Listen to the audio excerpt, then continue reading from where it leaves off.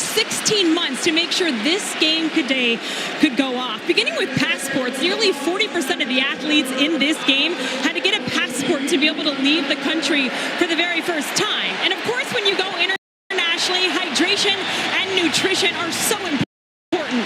So Iowa State told me they had to travel with 2,500 pounds of snacks, 1,800 pounds of Gatorade, in addition to all the regular equipment, which that equipment includes two separate pairs of cleats, which is important because with the rain in the area here today, most of the athletes will be wearing 7-stud cleats.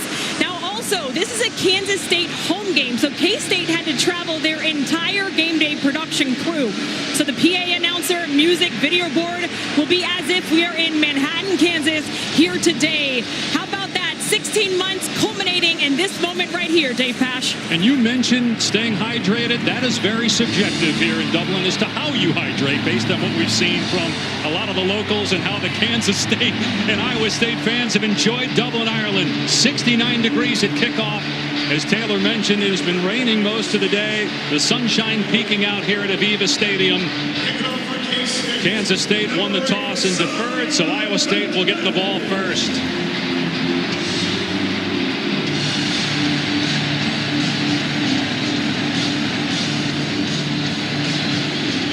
The 2025 college football season is underway from Dublin, Ireland. And after the touchback, Iowa State will start on its 25-yard line. Rocco Becht in his third year as the Cyclone starting quarterback, son of former NFL tight end Anthony Becht, our former colleague here at ESPN. Rocco 2 years ago was the Big 12 Freshman of the Year. He was honorable mention all Big 12 last year. He's got 18 wins as the starting quarterback at Iowa State, third most in school history.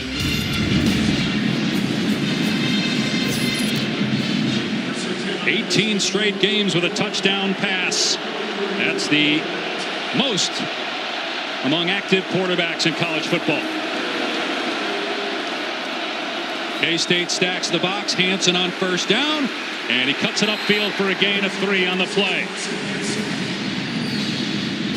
Carson Hansen, expect a heavy dose of the running back out of Minnesota. Was excellent last season with 13 touchdowns. I expect his role continues to increase and to grow throughout the course of this season. Matt Campbell said he's ready to explode this year for the Cyclones.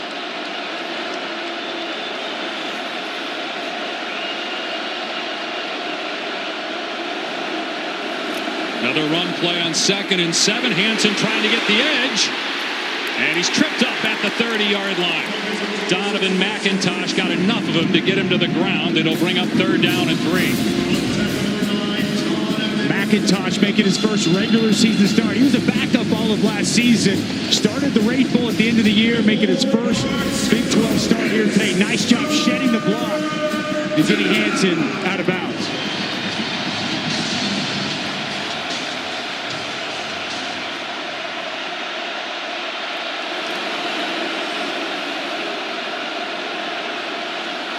And Becht will keep it on 3rd down, and he gets the first down. Rocco Becht had 8 rushing touchdowns last year, so he's very athletic. Short yardage situations, they love to call Rocco Becht's number. You're going to see a bevy of tight ends today. That one, Benjamin Bramer pulling around, getting in front, and Becht making a man miss for the first down. Hansen, the ball carrier for the 3rd time, up to the 43-yard line. He will split time with Abu Sama, who is a Kansas State killer. Sama had almost 300 rushing yards and 4 touchdowns 2 years ago, as Iowa State has had Kansas State's number of late. Such a strength last year, Dave, for Kansas State, stopping the run, 2nd in the Big 12. Iowa State clearly wanting to open up this game, open up this season on the ground, running the football. First pass play. Becht, and the ball is juggled and incomplete. Eli Green couldn't come down with it. Iowa State trying to replace 2 receivers who are now in the NFL, in Jaden Higgins and Jalen Knoll. Pass just a little bit high. Eli Green tries to climb the ladder and bring it in. Nice job there by Romaine, making sure he isn't able to get it on the 2nd catch. Joe Klanderman, the Kansas State defensive coordinator, likes to dial up pressure in these spots. Will they heat up Rocco?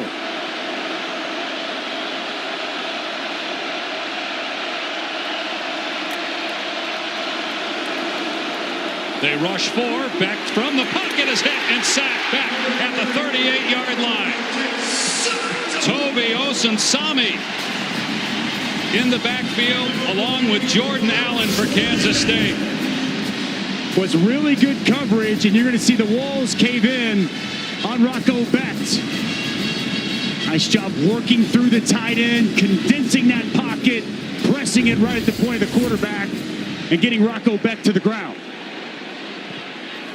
Tyler Perkins, 4th year as the starting punter. And Dylan Edwards, very dangerous with the ball in his hands, has to backpedal, and he muffed the kick, and it's recovered by Iowa State at the 8-yard line. Aiden Flora jumps on the loose ball, and Iowa State will have it, goal to go.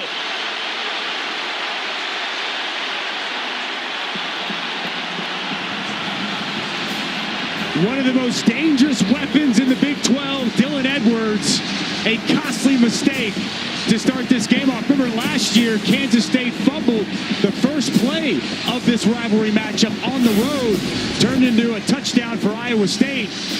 And Dylan Edwards, we've all been waiting to see him get his hands on the football. He just muffs it. Bell there with the hit, and a huge recovery for the Cyclones inside the 10. You know, Dusty, because of all the fireworks, there's still a lot of smoke in the stadium. You wonder if that impacted at all the vision on that muffed punt by Dylan Edwards. On 1st and goal from the 8, and no running room that time for Hansen. Sayamalo in there for Kansas State.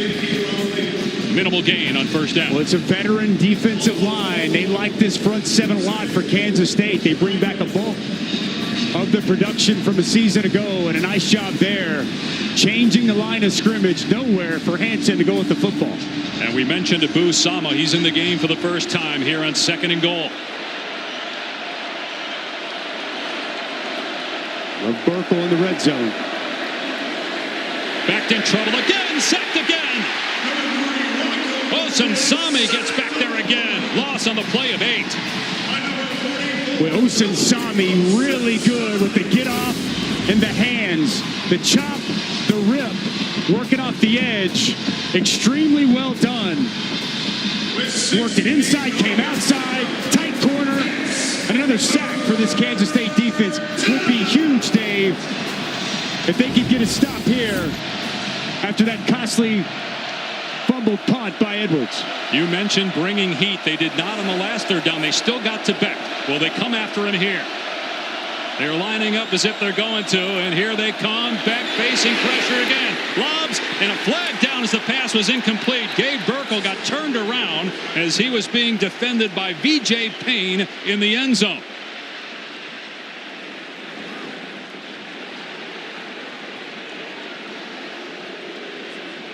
Tuta Salam is our referee for today. Pass interference, number 7, defense. The ball be placed at the spot of the foul. Automatic first down. Well, Gabe Burkle, the favorite red zone target for Rocco Becht. This is a bad mistake by senior VJ Payne. It's going to be one-on-one coverage. He's going to try to run a corner route. And VJ Payne's eyes in the backfield, not with the tight end. He just grabs him around the waist. That's an easy call and a massive mistake on 3rd and long. So a fresh set of downs now on the 3-yard line. And it'll be Sama. Hit at the 1 by Payne, falls forward and down short of the goal line.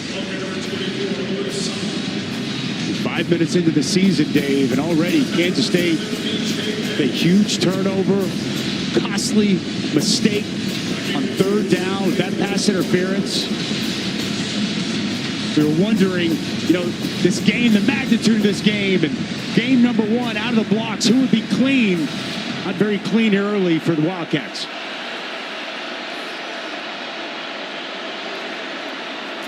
Pitch the Sama, ball on the ground. And Kansas State falls on it. It's Austin Romaine coming up with the football. 2 turnovers in 5 minutes here in Dublin.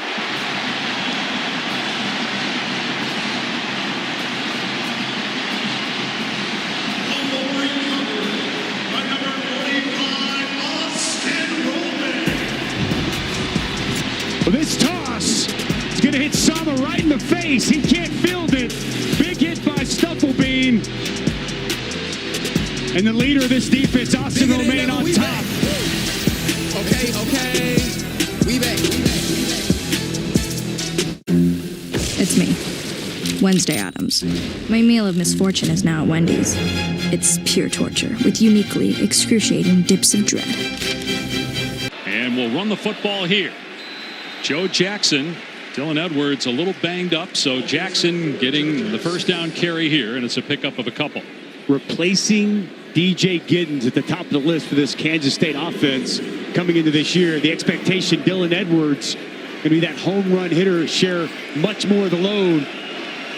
And as they're working on him, Joe Jackson gets first crack at it to kick off the season. Yeah, Giddens almost 1,400 yards last year. 5th round pick by the Colts.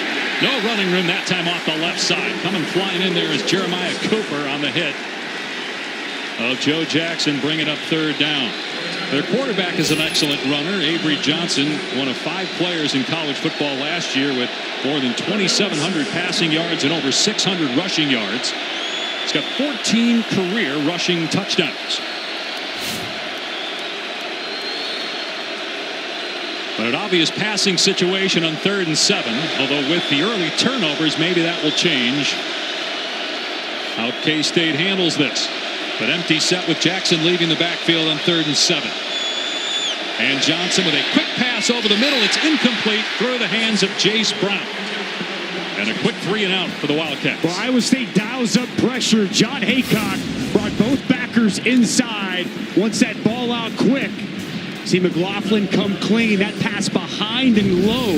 The intended target, Jace Brown. It's a little bit off. And a lot of precipitation coming down right now, Dave. It's been rainy, a little sunny, back to rainy. I think that's definitely impacting some of the issues being able to catch the football here early. Aiden Flora, who had a fumble recovery on the muff punt by Kansas State, is now the return man for the Cyclones.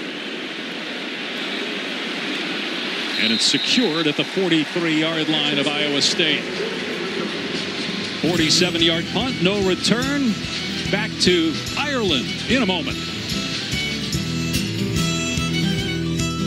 The Aer Lingus College Football Classic is brought to you by Aer Lingus and USAA, proudly serving the military community and their families.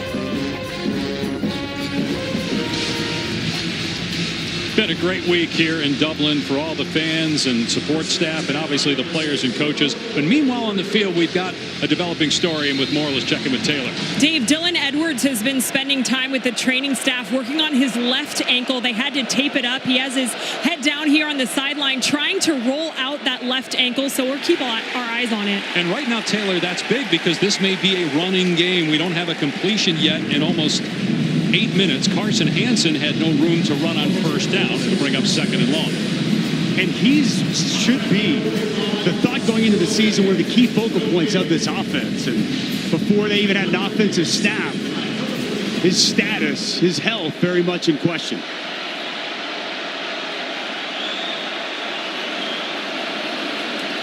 Back to the air, and our first completion for either team. It's Dom Overby, who had 1 catch all of last year. He'll come up short of a first down, though, 3rd and about 3. You mentioned it earlier, replacing Jaden Higgins, Jalen Knoll, a tall task. But Iowa State feels good about some of the guys they brought in, Chase Sowell, Xavier Townsend, and they spoke very highly of the redshirt freshman, Dominic Overby. Nice on the route, getting open to set up 3rd and manageable. You already mentioned the tight ends. They always have great tight ends. Bramer, Burkle, Cooper Alexander, whose dad Steven played in the NFL, all a threat in short yardage situations to catch the ball. Back surveying the defense, and the pass off target. He had a receiver, Brett Elskilson, and Iowa State going to punt the ball here and try to pin Kansas State deep again. I like this call. I know some people would say you're past the 50, go for it. Matt Campbell going to play the conservative game. Precipitation in the air. Liked what he saw from his defense in that opening possession. Try to punt it and pin the Wildcats back deep.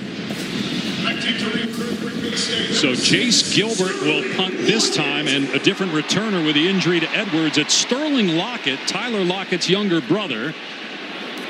Gilbert had a little trouble with the snap and a shorter kick than the last one. Fair caught at the 15-yard line. 34-yard punt, no return. Well, Avery Johnson is his first year as a starter last year, sophomore season. There was some really good school record 25 touchdowns through the air, and he is a dynamic athlete as a runner, one of the best mobile quarterbacks in all of college football. But he came with some mistakes. He's got to clean those up. 10 picks in total, and 3 of the losses, multiple interceptions. Decision-making really needs to start to round into shape. Matt Wells, new offensive coordinator, feels like Avery is in a much better place here year 2 as the starter.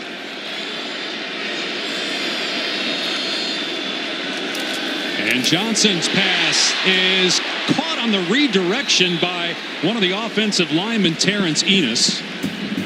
And so it'll be a negative play, loss of a couple. Ezeaku gets the big bear paw. He is long, 6'5", 280, jumps up, times it perfectly. And the transfer, Terrence Enos, what I would imagine one of the only receptions he'll have in his career. He probably shouldn't have caught it. Actually lost yardage there on the play. Joe Jackson still in the game at running back, trying to find room. It's not there. It's going to bring up 3rd and long. You mentioned cutting down the mistakes for Avery Johnson. There's no question that he's a potential player of the year candidate in the Big 12 if he does that. You touched on the early fumble last year. He also had a bad penalty and grounding in the end zone, which led to a safety in this game, and that was really the difference in the game. First year as a starter, you got to learn through those. We'll see how much maturation in the offseason fall camp he's had, because it's not an easy start against this Iowa State defense here in the opener. On 3rd and 12, Kansas State will just keep it on the ground with Jackson, able to slip one tackle, but then thumped at the 18-yard line. Marcus Neal in there for Iowa State. Another punt coming up. Conservative play calling there with Joe Jackson getting the ball on 3rd and long. Matt Wells not putting the ball in the hand of his quarterback, Avery Johnson. A little surprised there. We don't see them try to run with him, maybe get a little quarterback run game, get him outside the pocket with a run-pass option. And Taylor telling us a second ago that Dylan Edwards has now gone to the locker room for Kansas State. McClanahan to punt again from inside his 10. Short kick, end over end, and it checks up. And Iowa State's going to have the ball in Kansas State territory. Now the Guinness has been flowing all week for some here in Dublin, Ireland. Present company excluded, of course. Impact Players brought to you by Aer Lingus. Coming into the game, the 2 starting running backs, Carson Hansen and Dylan Edwards. Edwards has not played an offense yet because he got hurt on a muffed punt inside the 10-yard line. On the first chance for him to touch the football, he went back to the locker room. Joe Jackson has been the only running back on the field for Chris Kleiman so far in the game. Matt Wells described Dylan Edwards like a video game to me. And his impact, potentially not in this game, is massive, Dave Pasch. Iowa State, though, turned it over after it got the takeaway. Carson Hansen, and again, no running room, maybe a yard or 2. Big hit by Rexvan Y. Pads popping down there. Both these front sevens to start this game, they have been fierce. Kansas State really hangs her hat on that front 7. Iowa State's looked very good. Both these offensive lines going to have their hands full for 60 minutes here this afternoon. A grand total of 3 passing yards between the 2 teams in 10 minutes of action. Beck's pass caught this time. Close to a first down is Gabe Burkle. And it is an Iowa State first down. Gabe Burkle just going to sneak outside. Nobody out there in the flats in zone coverage. Eyes in the backfield. And a good find by Rocco Beck. 26 catches and a touchdown for Burkle a year ago. Junior from Cedar Rapids, Iowa. Backed off play action. And his pass is caught for a first down. Brett Elskelson, who's wearing Jaden Higgins' old number 9 on the first down grab. Well, RPO. Watch this safety sneak down. It's going to create a void in this skinny post. Rocco Beck, good job selling it inside. You get that safety to creep up. There's open space and a strike to Eskelson. Take a picture. We've had back-to-back completions. Obviously a wet field, wet football, rain off and on here in Dublin. Kansas State rushes 5, Beck throwing to the end zone, and it's caught for a touchdown. Dominic Overby able to haul it in. The first score of 2025.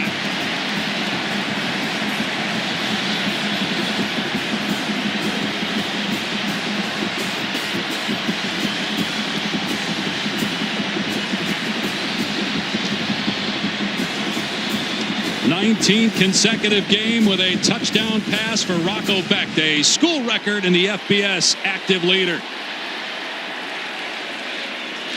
And Overby already with more catches in this game, 2, than he had all year in 2024, just 1.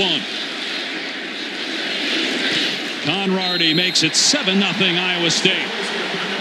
Well, it starts with the protection. Kansas State's going to dial up a blitz. They've struggled. Iowa State struggled to protect so far. Carson Hanson's going to step up, and he's going to be really good here. But watch here. One-on-one coverage. And it's going to be Wesley Fair just gets beat.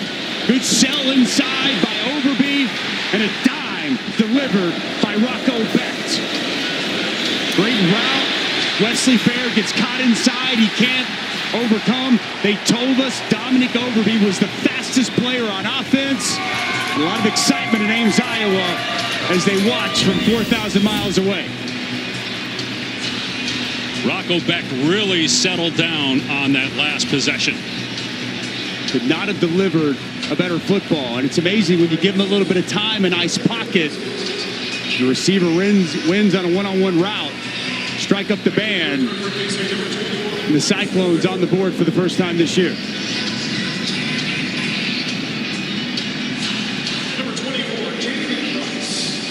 Jace T. Gilbert will kick it away. They actually have 2 Jace Gilberts. Jace J. Gilbert is a defensive end. The 2 are not related.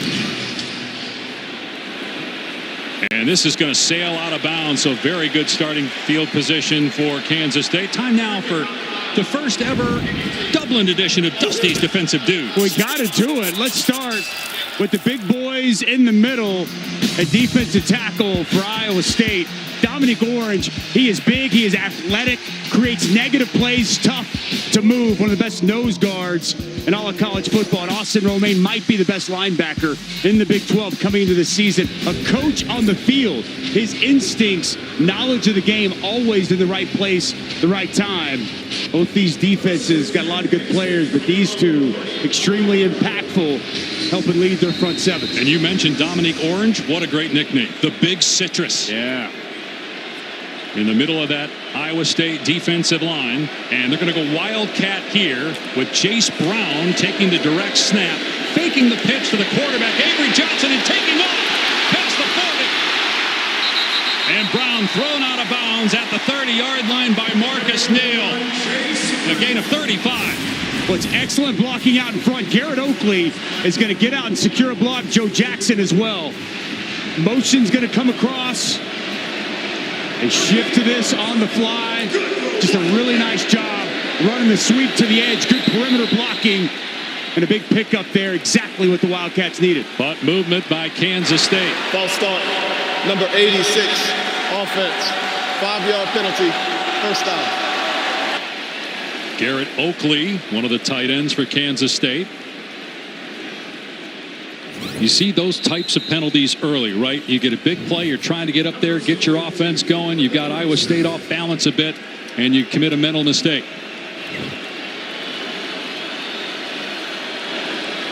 Here's Avery Johnson out of empty.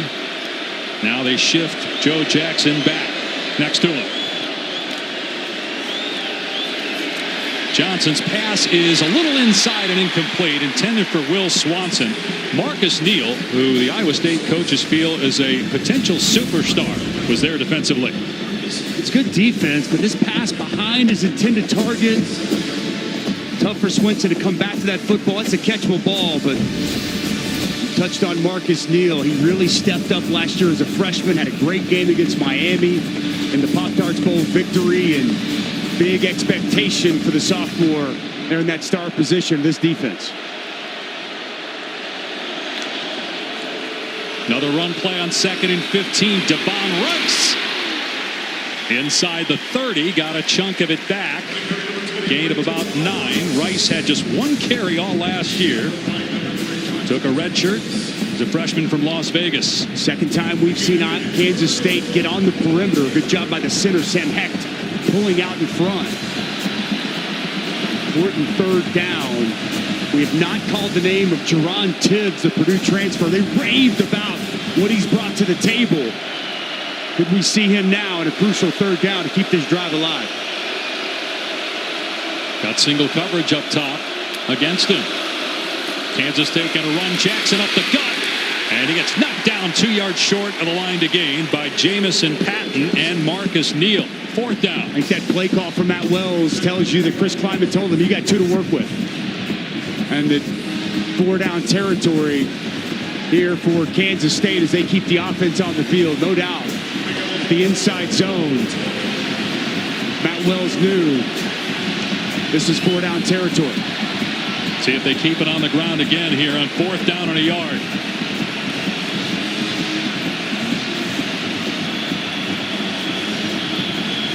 And the play clock down to 5.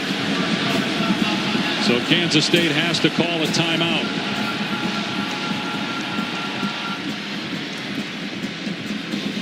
Well, this is the start of an incredible first weekend of games on the ESPN networks. You've got Boise State, USF. Boise made the playoff last year. Nebraska, Cincinnati. A healthy Deion Sanders. Good to know Coach Prime is healthy going into this season after battling cancer in the offseason. Colorado, Georgia Tech next Friday. An ABC tripleheader. Clemson, LSU, Alabama, Florida State. And Kay Klubnik, Minnie Fiel, a Heisman Trophy favorite going into 2025. This feels like much more than an appetizer, but boy, next week it is definitely the main course. As good of a week 1 as I can remember. Kay Klubnik is my favorite to win the Heisman Trophy heading into this season. I think that Clemson team is absolutely loaded, but so is LSU. It's going to be a heck of a game there in Death Valley. 4th down and 1 for Kansas State.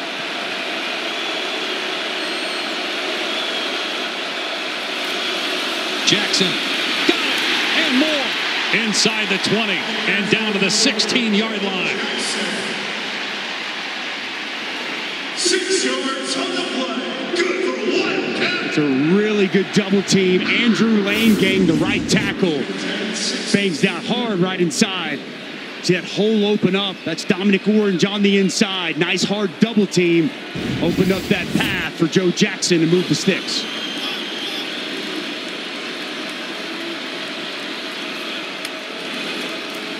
And the ball on the ground again. Johnson picks it up and throws it away. He was outside the tackle box. He did get it through the neutral zone, so no grounding, even though there was not a receiver in the area. Pressure from Caleb Bacon. Try to see here. Tough to tell. That's on the running back, on the quarterback. Some miscommunication there as Avery Johnson tries to pull it out. Ball is on the ground. Heads up play. Being able to grab that football, get outside the pocket, and throw it away. Maybe learn from that grounding call against Iowa State last year by getting outside the pocket. Here he's belted, but keeps his balance momentarily. Jontez Williams with the hit, but a good run by Avery Johnson of 6 yards. Boy, Jontez Williams, corner blitz off the edge. If he doesn't come with that type of impact, that might have been 6. A big gaping hole on the quarterback counter. But Williams able to get enough. Get Avery Johnson to the ground. They will not run another play here in the first quarter. A lot of fireworks, literally, before we kicked off. And some of the smoke may have impacted the sight line for Dylan Edwards, who is hurt. One of Kansas State's most important players on the muff punt that led to a turnover. 7-0 Iowa State after 1. Now here is a look at Sony's new movie, Caught Stealing, in theaters on August 29th. Buckle your seatbelt. Caught stealing is a fun, thrilling, wild ride. What will be important to get this stop? Well, we're going to have to do a great job finding the sticks here. You know, they do a really good job trying to present the ball at the sticks on third down. We're going to have to defend the sticks right now. How has the weather impacted this game? Well, you know, early that play down there, I thought we had a really good play. We just didn't handle the ball security very well. So I thought our kids did a great job fighting back, though. Dave? Well, Matt Campbell-Taylor, one of the best coaches in the country, #1 all-time at Iowa State in wins, 3-time Big 12 Coach of the Year, 10th season, but no Big 12 championships yet for the Cyclones. They're off to a good start, leading 7-0, and now the defense faced with trying to stop Avery Johnson, whose only completion was on a tip ball to an offensive lineman. And Johnson will keep it himself, and Johnson heads for the end zone. Touchdown, K-State.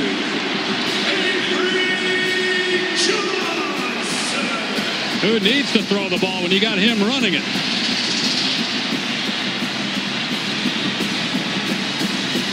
Love the play call by Matt Wells there. Haven't seen any confident throws from Avery Johnson. Allow him to utilize what comes to him most naturally, that running ability. Great call and well executed to get the Wildcats on the board. First ever attempt at Kansas State for Luis Rodriguez, who is kicking for the College of the Canyons, junior college in California. For the extra point, no problem, and that ties the game 5 seconds into the second quarter. What's tight ends, boy, it's a tight end game. Watch Garrett Oakley get upfield and get a key block. Inside, you see that defensive end cheat inside. Garrett Oakley secures that block, opens up that edge. And Avery Johnson puts his foot in the ground, gets north and south, and he finds the end zone. We show James, Dave, they love it in Manhattan just as much. And they love Avery Johnson, and boy, the coaches would love to continue to run Avery Johnson more. They emphasized him getting stronger in the offseason, put on about 12 to 15 pounds. It's pretty noticeable in his upper body. They want him to be able to handle the hits, especially late in the season. That's where Kansas State struggled down the stretch last year, losing 3 of their final 4 conference games. Really showed, as you mentioned yesterday, watching them on Thursday at practice and even talking with him when we sat with Avery Johnson yesterday. He is bigger, 12 pounds. He knows that his number is going to be called more and more, and especially with Dylan Edwards out of this game, they've got to be able to create that run game, that explosiveness. You quarterbacks in college football bring that to the table the way Avery Johnson does.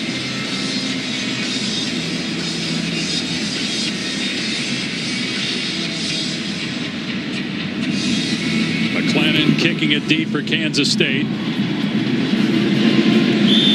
Fair caught, and will come out to the 25. Take a look at Rocco Beck's last drive. 3 straight completions. Well, give him some time, and the dude can deal. That's exactly what he was doing this last drive. Nice easy find by Burkle, leak it out into the flats. Good confident throw we saw to Eskelson. And how about this, an absolute dot over the top to a 6'5" Dominic Overby and a Cyclones touchdown. Really saw Rocco Beck settle in that drive as he was flawless leading this offense. 6 touchdown passes in 2+ games in his career against Kansas State. 18-9 record as a starter. Dad Anthony played 11 years in the NFL. Mom, an All-American gymnast in West Virginia, grew up in Tampa area after Beck, his dad, was done playing for the Buccaneers, and came to Ames, Iowa for college football. Run play on 1st and 10, and Sama, with nowhere to run on the perimeter, gets decked about a yard downfield by Zayshawn Rich, the corner. Early penetration come flying in from this Kansas State defense. Cody Stufflebean, they pull those backside guard tackle at backside defensive end. He can penetrate, he can completely disrupt the play. Nice job by the front for Kansas State.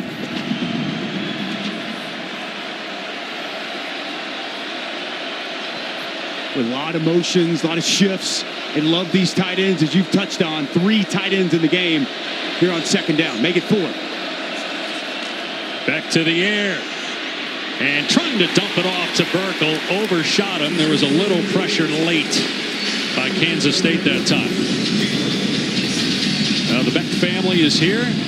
There's Anthony, who worked at ESPN for a while and is a head coach in the UFL and also does New York Jets games as the radio analyst. Great guy Anthony is. Outstanding player at West Virginia, then on the NFL. Awesome for us at ESPN, who did a really nice job in the XFL. He's made the trip to watch his son lead this football team.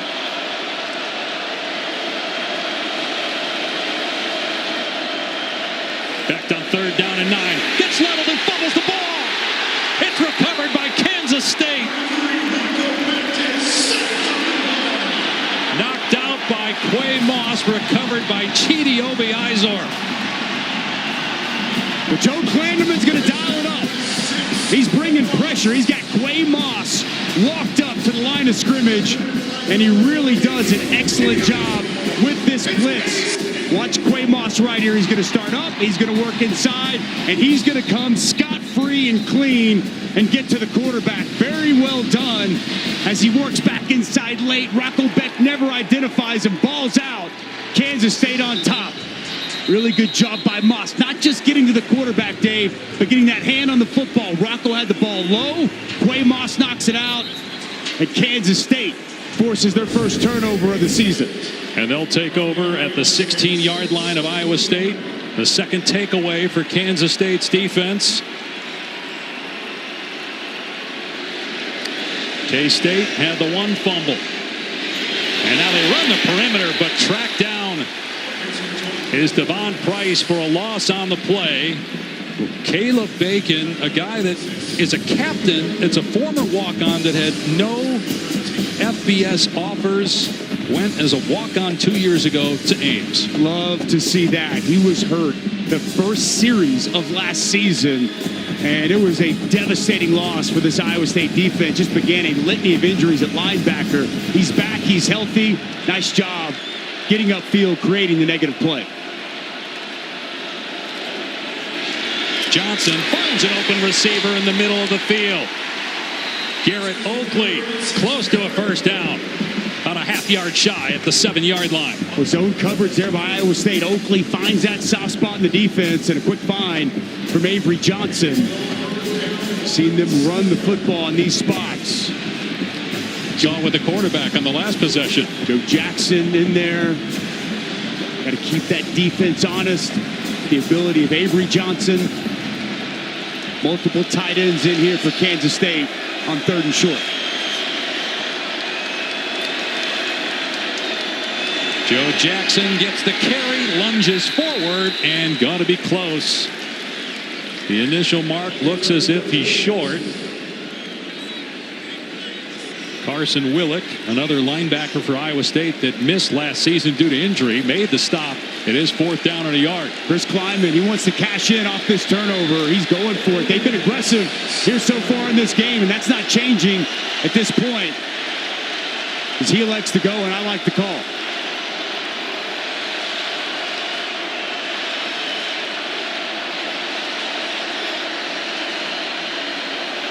Give to Jackson, and he's hit in the backfield and taken down by Marcus Neal. Does not appear to have it. A turnover on downs forced by the Iowa State defense.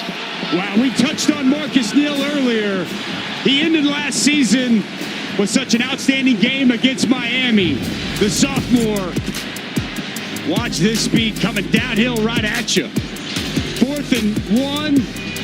Game rivalry, maybe a Big 12 championship later in the season on the line. Marcus Neal's downhill, and he gets a big stop. We're tied up in Dublin. With Hotel. The Aer Lingus College Football Classic is brought to you by Dollar Snacky Hour at Sonic. Live free. Eat Sonic. Welcome back to the Aer Lingus College Football Classic. Again, it's so hard to wrap your brain around what this week feels like for the players and the coaches. Coaches told us, we had to tell the players over and over again, yes, have fun, this is great, you're out in the community, but it's not a bowl game. This is a very short business trip. They came in a couple of days early, they're leaving tomorrow, and each team has a game next Saturday back in the States. Becht's throw is incomplete. There was some contact between Bramer and McIntosh, but no flag on the play.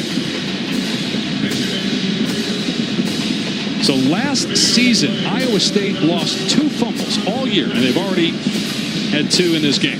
First one that hit Sama right in the face. I kind of wonder, precipitation coming down, how much of a role did that play? The last one that we saw had nothing to do with precipitation. That was Quay Moss getting inside on a blitz. The key, though, Iowa State's defense holding those turnovers, not resulting in points. Back down the rollout on 2nd down and 10. Slings it over the middle, and it's dropped.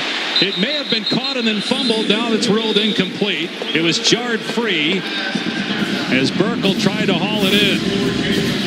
Boy, Wesley Fair gets a running start. He times this up perfectly. Collision right on the football. Nice job separating man from ball. And Gabe Burkle, one of the more sure-handed pass catchers on this Iowa State team. It's a nice job by Fair, who struggled early in coverage, coming up in zone coverage, making a play. Back to throw again from his end zone. Hansen out of the backfield, gets walloped. It takes a second man to bring him down. The initial hit by Justice Clemens to slow him up. And a 3-and-out for Iowa State. Justice Clemens, he's the 3rd cornerback in. Really good job, giving up quite a bit of weight. He's given up probably close to 30 pounds of the 220-pound. Carson Hansen gets that initial contact, and he waits for his boys to come. Good pursuit coming down. Sun Sami. Tyler Perkins to punt from midway to his end zone. And again, it's Sterling Lockett. Younger brother of NFL star Tyler Lockett. Will he get a chance? It's a huge punt. Lockett signals for the fair catch and has it at the 42-yard line after a 50-yard punt. All 6 episodes of The Kingdom are available now, streaming on ESPN Plus and Disney Plus. The Kingdom takes an unprecedented look at the Kansas City Chiefs' legacy over 60 years of highs and lows, focusing on their incredible 2024 season. Mahomes and company looking to get back to the Super Bowl again and win it this time after falling to the Eagles 6 months ago. They're going to have a great team. Great team. They got a great tight end, Travis Kelce. I bet he's watching this game. All the tight end play between Kansas State and Iowa State on display. The Wildcats take over on their 41-yard line. Again, Jackson in for the injured Dylan Edwards. And a wide receiver screen to Jaron Bradley, trying to get the ball in his hands. And he was brought down immediately by Cale Brazina. Look at those. Jontez Williams coming in, fighting inside that initial contact. He is so good. Jontez Williams, one of the best corners in the Big 12, preseason All Big 12 this season. He's played a lot of football at Ames. Nice play, creating the negative on 1st down. Loss of 2. So they're off schedule and running on 2nd and 12. Devon Rice nowhere to go. And he's swarmed, hit by Neal and Bell at the 37-yard line. Another negative play. 3rd and about 14 now. Just building a wall. That's what Iowa State defensively is doing. Everybody where they need to be. Pursuit to the football. Really well done. Willick there initially. Bell coming downhill. It's good defense from Iowa State. I watched on Thursday John Haycock go through his 3rd down pressures, where they have all kinds of different pressures, and they'll show pressure, they'll bail. They're showing pressure on 3rd down. But they bail. They rush 3. A flag down. Movement by Kansas State. So clearly that's getting to the Wildcats, what you're talking about. Hugged up to the line of scrimmage, showing a lot of pressure inside. Kansas State moving a little bit early.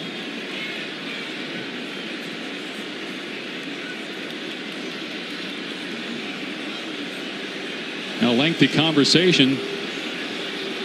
One of the officials looks like he's pointing at Iowa State as if maybe they were doing something that's illegal to try and draw the offside. Yep, defense. That's it. Number 9, the linebacker made symbols that simulated the beginning of the snap. That is a point of emphasis. 3rd down. Cale Brazina cost them 5 yards. Matt Campbell is not happy. This is, as you mentioned, a new point of emphasis.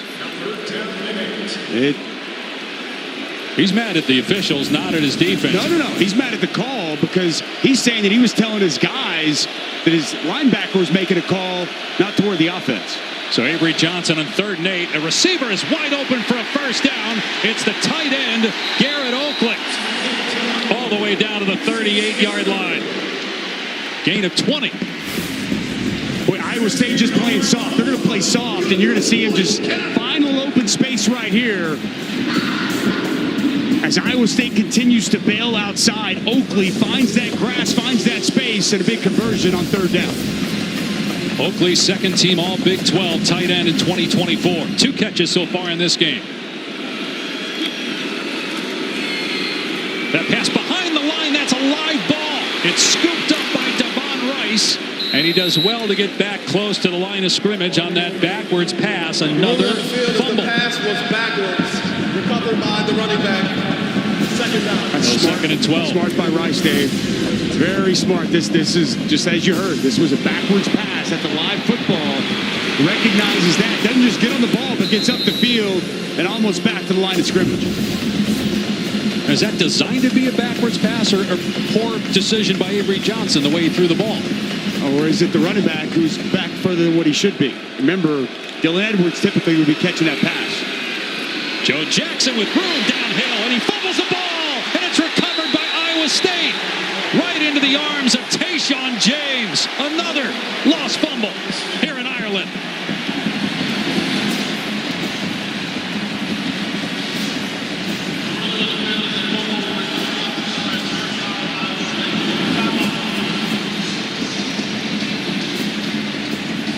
Drew Surgis, the safety, coming up. There was a big hole opened up. Surgis comes down, squares up Joe Jackson, falls out, Cyclones on top.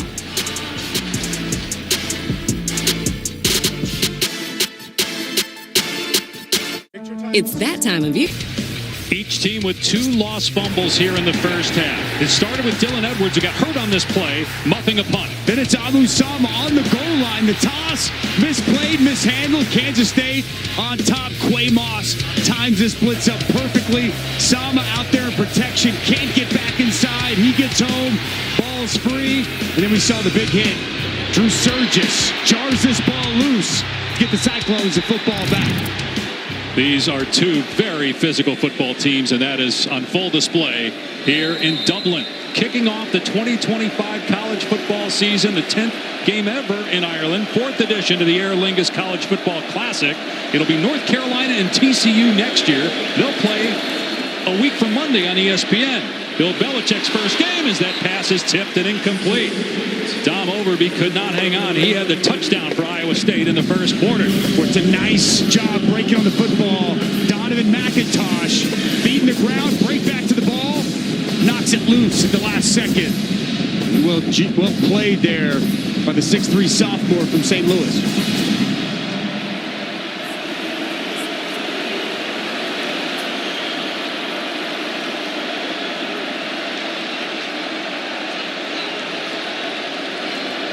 Here's Sama running left, and he's got the edge, and he picks up a first down before he's thrown out of bounds by Austin Romaine.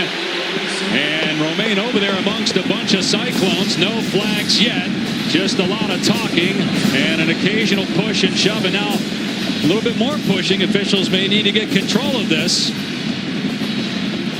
But we don't see any flags on the field. They call it a rivalry for a reason. No love lost between these 2 teams that are so eerily similar of one another. Both very successful in the Big 12. They both play a physical brand of football, developmental football.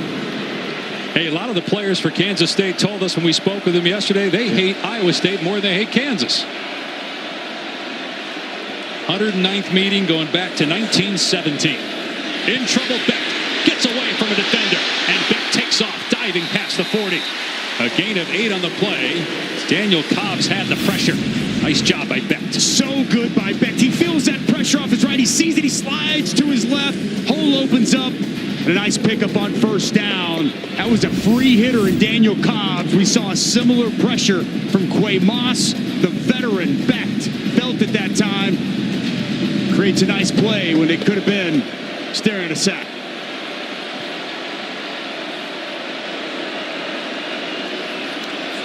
Second and short, play action, Beck setting up, lobbing it, and it's dropped by Cooper Alexander. Would have been a first down and more into K-State territory. Instead, it's 3rd and 2. Boy, the future's so bright for Cooper Alexander. Missed last year with an injury. They were so excited to get him back. Eyes just slightly off the football at the last second.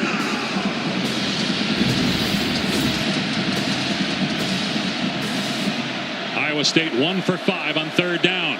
Keep it on the ground with Sama, and Powers to the line, but maybe a half-yard short.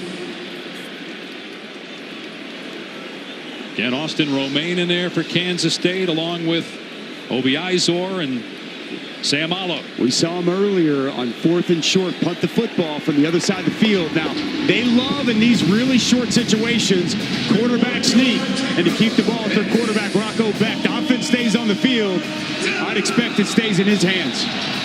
They got a full house backfield with 3 men lined up right directly behind Becht. Now we got a timeout on the field to review whether he is indeed short of the line to gain. Back in a moment.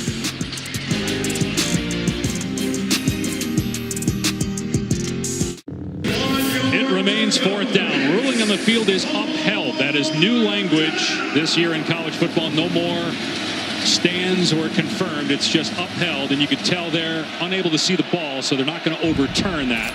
4th down and a yard. And Rocco Becht out of empty now. He's 1 for his last 6 passing. And Becht will keep it. And he's able to fall forward and get the first down. Tackled on the play by Seumalo and Gabe Powers.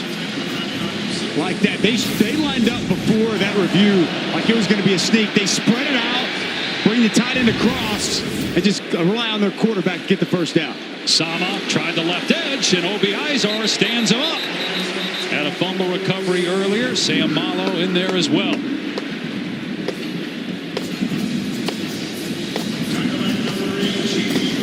Iowa State coming off an 11-win season, a program record, made it to the Big 12 championship game, lost to Arizona State. We've had 5 different champs the last 5 years in the Big 12. December 6th in Arlington is the Big 12 championship, and here we are in August, a game that has major implications, not on just the conference title, but the college football playoff. The highest 5 ranked conference champions get bids to the 12-team field. Year 2 of that as the pass is caught, a first down. It's Benjamin Bramer, hurt for most of last year, getting to the 32. Well, this is a size mismatch. 5'10" Quay Moss working on 6'7". Benjamin Bramer does a good job getting inside leverage, and that ball timed perfect for Becht. Sama running to the right this time, and he gets pushed back at the line of scrimmage. Obi Izor in there first, and eventually trampled by several other Wildcats. Inside 5 minutes to go now in the first half. Kansas State front's been stout all throughout the course of this game, stuffing up this Iowa State run. Cyclones unable to get much of anything, just 23 yards on the ground here so far. The defensive line and the linebackers really working well off of one another.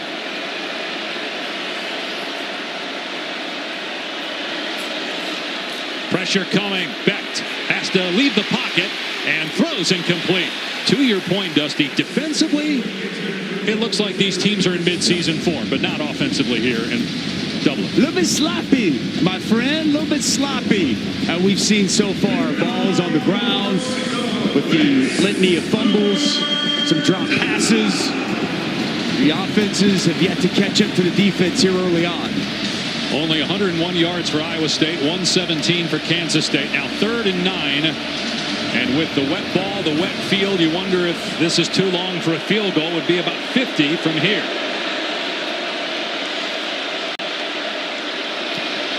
But they will throw. Becht's pass is knocked down, incomplete. It was Desmond Purnell, the leader of that defense, with a hard hit on Overby. And Iowa State will indeed try the long field goal.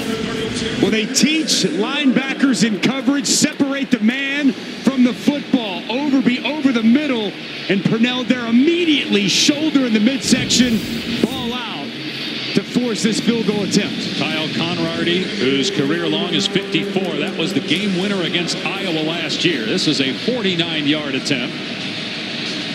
Been drizzling throughout the game. The field chewed up.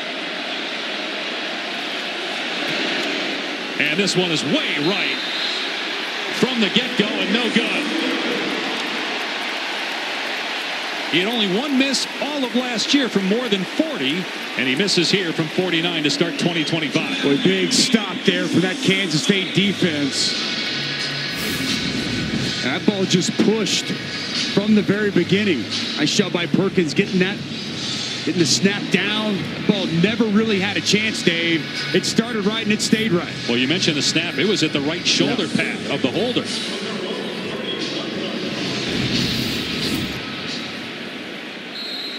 So Kansas State will take over. 4:13 to go. 2 timeouts left. And the 2-minute timeout to work with. Year 2 of the 2-minute timeout in college football.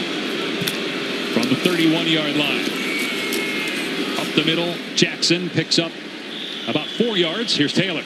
Frustration starting to build on this Kansas State sideline with the fumbles and the turnovers, and Avery Johnson going to his offense and saying, we are not going to lose this game because we beat ourselves. He told the offensive line, hey, it starts with you. I need everybody to play better. They have talked about how Avery Johnson has really stepped up as a vocal leader, and I've seen it on the sideline. That's an important report from Taylor. Him stepping up as a vocal leader, a huge point of emphasis. Good to see that taking shape here in the first half of the season. Play action for Avery Johnson. Hoisting it toward the sideline and off the fingertips of Jerron Tibbs. Really the first time we've mentioned him, and it's late in the second quarter. They were really bullish on the transfer from Purdue. A long throw there, and the ball just continues to sail outside, unable for Tibbs to reach out. He tried. He's got those big, mid-strong hands, but unable to bring that pass in. Only 27 passing yards for K-State. Not much better for Iowa State, 78. As a defender, you got to be mindful, keeping good rush lanes, showing pressure here. But Avery Johnson, he can be a live runner in this situation. 5-man rush. Johnson gets it away quickly. A little rub route downfield, and it's caught for a first down by Jackson out of the backfield. Jaron Bradley did a pretty good job, the wide receiver out there. Well, you're exactly right. Bradley, his route sets that screen and allows on the out route Jackson to come open. Great timing there as well from Avery Johnson, delivering a perfect pass. Still no Dylan Edwards. Out with an injury, so it's Joe Jackson and Devon Rice in the backfield on first down. Rice downhill, dragging tacklers to the 46-yard line. 4 yards there for Rice.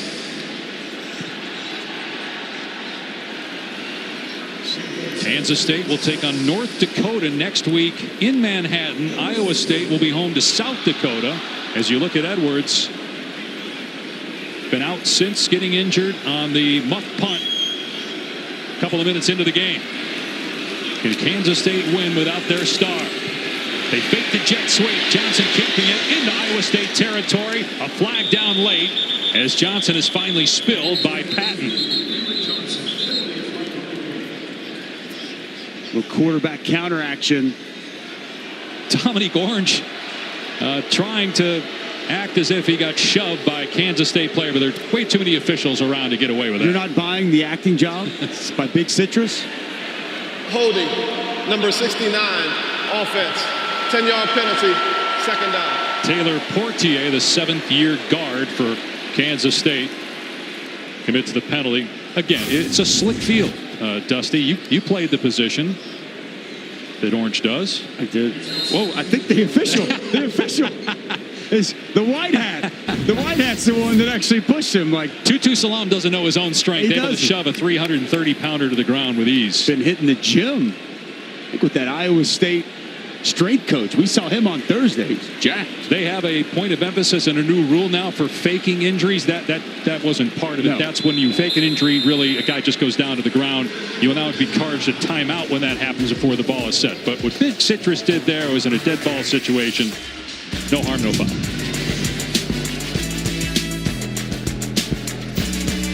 The specifically. Alongside Ronnie Jones and E.J. Manuel, Kevin Connors here in studio. Coming up on the Lexus Halftime Report, we're going to introduce you to... Sloppy, Kevin. Been raining, overcast. It rains about 150 days a year here in Dublin. 2-minute mark. Johnson going to keep it himself, trying to find a running lane. It's not there. He gets crunched by 3 Cyclones. Cooper Ebel in there again, along with Jeremiah Cooper. Both come downhill. Mike Campbell wants to get this ball back, wants to have Rocco Beck another opportunity with the ball if they can get a stop on this 3rd and long. Well, Dusty, the all-new ESPN app is here. It's the best way to watch sports. All of ESPN in one place with live games, live stats. You can track your fantasy teams, personalized with your favorite leagues, teams, and players, direct to consumer, all in one place, the ESPN app. It's going to be awesome. Have you gotten yours yet? Absolutely. Yeah. Signed up, ready to go. And so much to watch, whether it's high school football. We got coming up next, Mater Dei, St. Thomas Aquinas.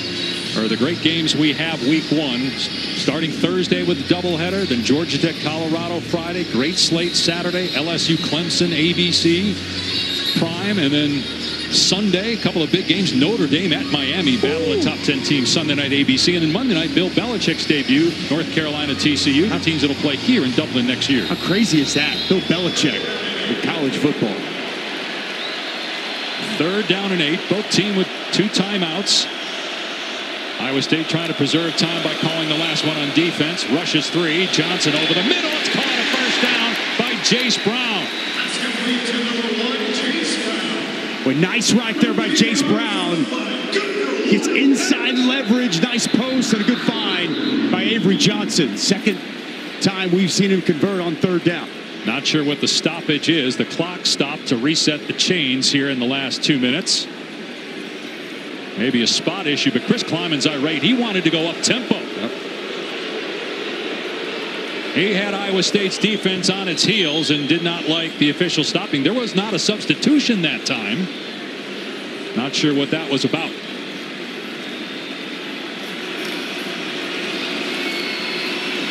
Sideline pass, and sliding down is Tibbs. Just lost his footing, as we've seen a lot.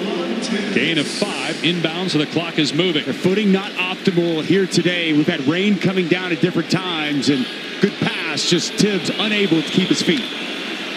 Johnson will throw again. Another sideline pass to Tibbs. He gets the first down before he steps out to stop the clock at 1:16. With a lot of cushion right now, and Avery Johnson, slow start throwing the football. He's really coming into his own. It's fine now, Tibbs. They're on back-to-back plays. Keep in mind, as Kansas State drives here, they have a new kicker. 3-year starter Chris Tennant is gone. Luis Rodriguez, 1 year of junior college. He is the new place kicker for the Wildcats. Empty set here for Avery Johnson. Blitz coming up the middle. Johnson in trouble, and that pass incomplete.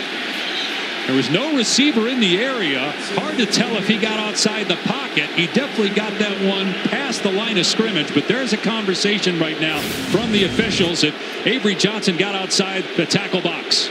And there's a flag. Grounding. I was going to say, he drifted back. He didn't drift outside.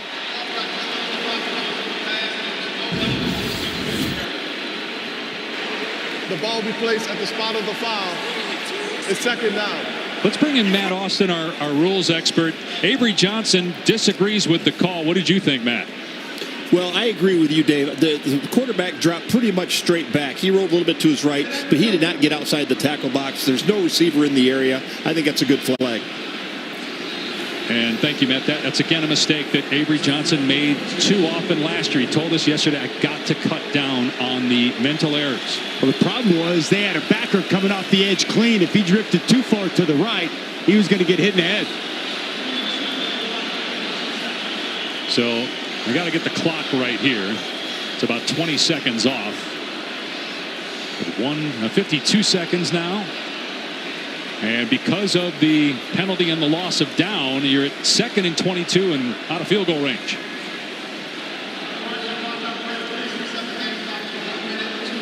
All right, so they add 10 more seconds.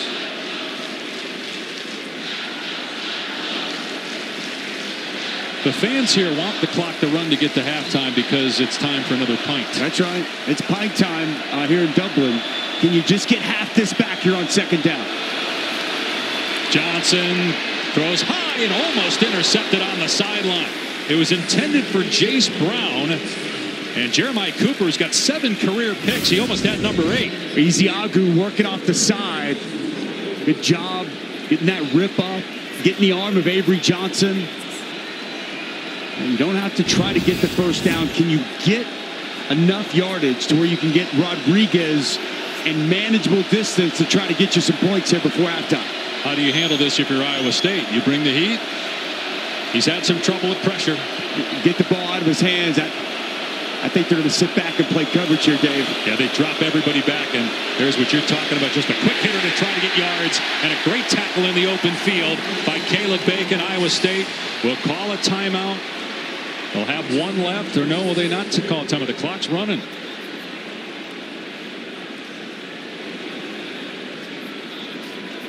A little surprised Iowa State on 4th down. Defensively, why wouldn't you call a timeout? You've got 2. Why are you letting the clock run if you're Matt Campbell here? We saw Matt Campbell aggressive earlier with his timeouts. Guess he feels like Kansas State can have a good chance to pin them back inside their own 10. He's not going to be aggressive to close out the half. But what happens because of the wet weather? You have a bad snap.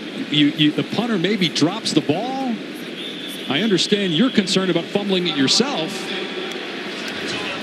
A little surprised that they did not use a timeout there. All right, coming up at 3:30 Eastern over on ABC, the Little League United States Championship. Fairfield, Connecticut, Summerlin, South Nevada. The winner of that game will play for the Little League World Series title Sunday, 3 o'clock Eastern on ABC. So 9 seconds to go. Simon McClanahan will punt. But imagine Matt Campbell is told the returnman, Aiden Flora, don't touch the ball. Stay away. Just get away from it. Stay away. But again, you could have a bad snap. You could have an issue with the punt if you're Kansas State, and then you got a loose ball and there's no time on the clock for Iowa State to do anything with it if they recover.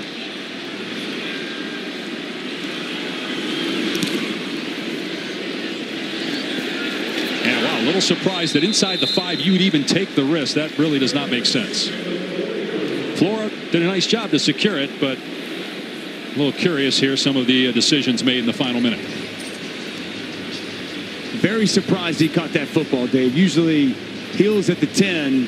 No, don't typically see, especially in these conditions in this weather, ball fielded inside the 5. I mean, the reason you did not call timeout was basically to say we're good just going to halftime. Right. So why even risk a mistake? Especially when you look at the offense so far, and it's been a struggle for both teams. I think that's why Matt Campbell elects to take it into half. I think that's kind of the thought process here. He was going to be aggressive earlier when he had them backed up.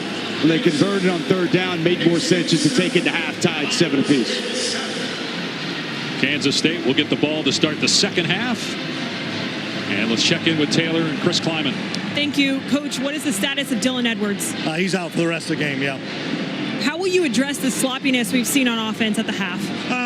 I'd say I'd credit it to pretty good defenses on both sides. Both teams got it down in the red zone and created a turnover. And let's be honest, the field conditions are sloppy. It's wet out here. And let's maybe give some credit to the defense. These are 2 really good defenses. Thank you, Coach. Dave? All right, Taylor, 7-7 game at halftime in the college football opener 2025. We send you to the studio. It's the Lexus Halftime Report with Kevin Connors, E.J. Manuel, and Roddy Jones.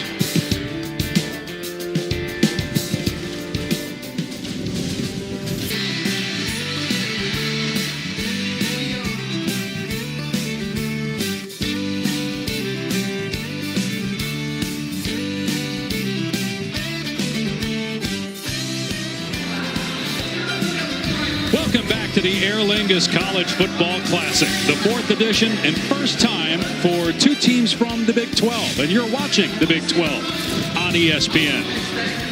Dave Pasch, Dusty Dvorak, Taylor McGregor here in Dublin, Ireland to kick off the 2025 college football season. And Dusty, maybe it's not surprising with college kids traveling 4,000 miles. They got here just a couple days ago trying to get used to the time change, that it was really sloppy in the first half. Yeah, it was sloppy. 4 turnovers in total, 2 lost fumbles by each team. But there was also some field conditions with some weather coming in, slick football, and the defense on each side that I thought really stepped up and played well. But a lot of contributing factors. Dylan Edwards muffs that opening punt, lost him for the entirety of the game. Abu Sama puts it on the ground from the 1-yard line. Really good timed up blitz there by Quay Moss as he gets home. The forced fumble by Surgis coming downhill. A couple of good stuff we did see. How about this? The touchdown toss to Rocco Beck. It's Dominic Overby.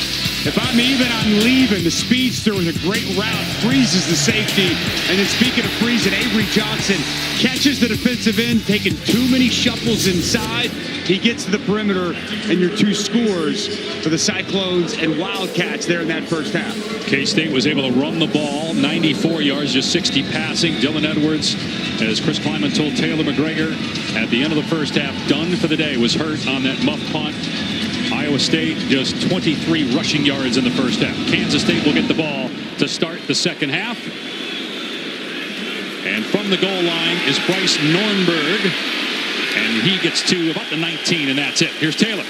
Matt Campbell told me they would love to run the football more. They had just 23 yards on the ground in the first half, but he said we also have to be prepared to take what the defense gives us. And to the sloppiness of the offense, he said we have to be better when it comes to protection. We were not up to par there. He did give credit to the defense, just like Coach Kleinman did, and he said they just showed us some different looks that we were prepared for, so we have to be able to make adjustments. Yeah, 3 sacks surrendered by the offensive line for Iowa State.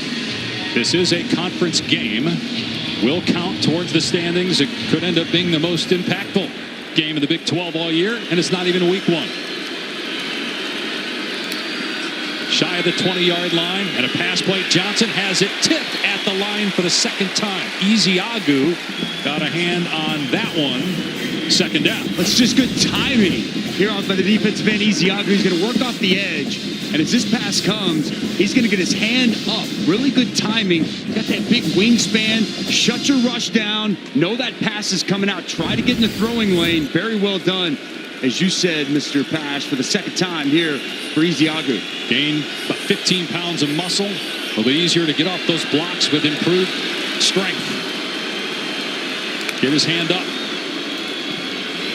Johnson keeping it. We'll see if they run him more here in the second half. He had a rushing touchdown for K-State's only score in the first half. Knocked out of bounds by Jontez Williams after a gain of 6. When you see the speed, whenever Avery Johnson gets to the perimeter, there's potentially maybe a little bit of a hold there on Willick, but Johnson able to get to the edge and a nice pickup on second down. Pretty good on that last possession before halftime. He converted on multiple third downs, throwing the ball. Trouble with communication here. He's looked over the side. He can't hear what the call is. And inside 15 seconds, too, that communication device between the offensive coordinator and quarterback shuts off. And it was at about 12 when they had the issue. The pass is caught, but well short of the line to gain. Jontez Williams right there as well. Will Ancio caught it at the 28, 4th down. Really nice tackle there. Catch tackle on the perimeter. Ball comes out quick, and Iowa State, a really nice job getting a stop on this opening possession.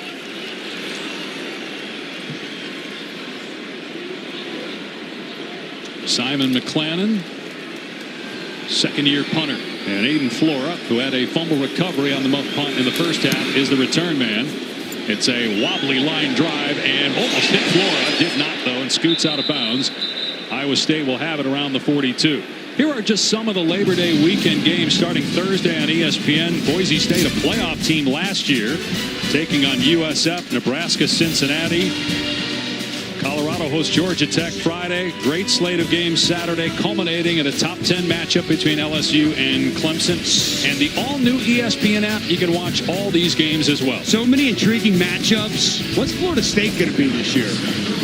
You know, that was just a wild to see last season a 2-win team for Mike Norvell. Got that stadium renovated. They're going to be there with a hungry crowd. A team that was here in the opener in Dublin last year, lost that first game. And I think an Alabama team, in my opinion, going to be one of the best in college football. That's a fascinating game in Tallahassee next Saturday.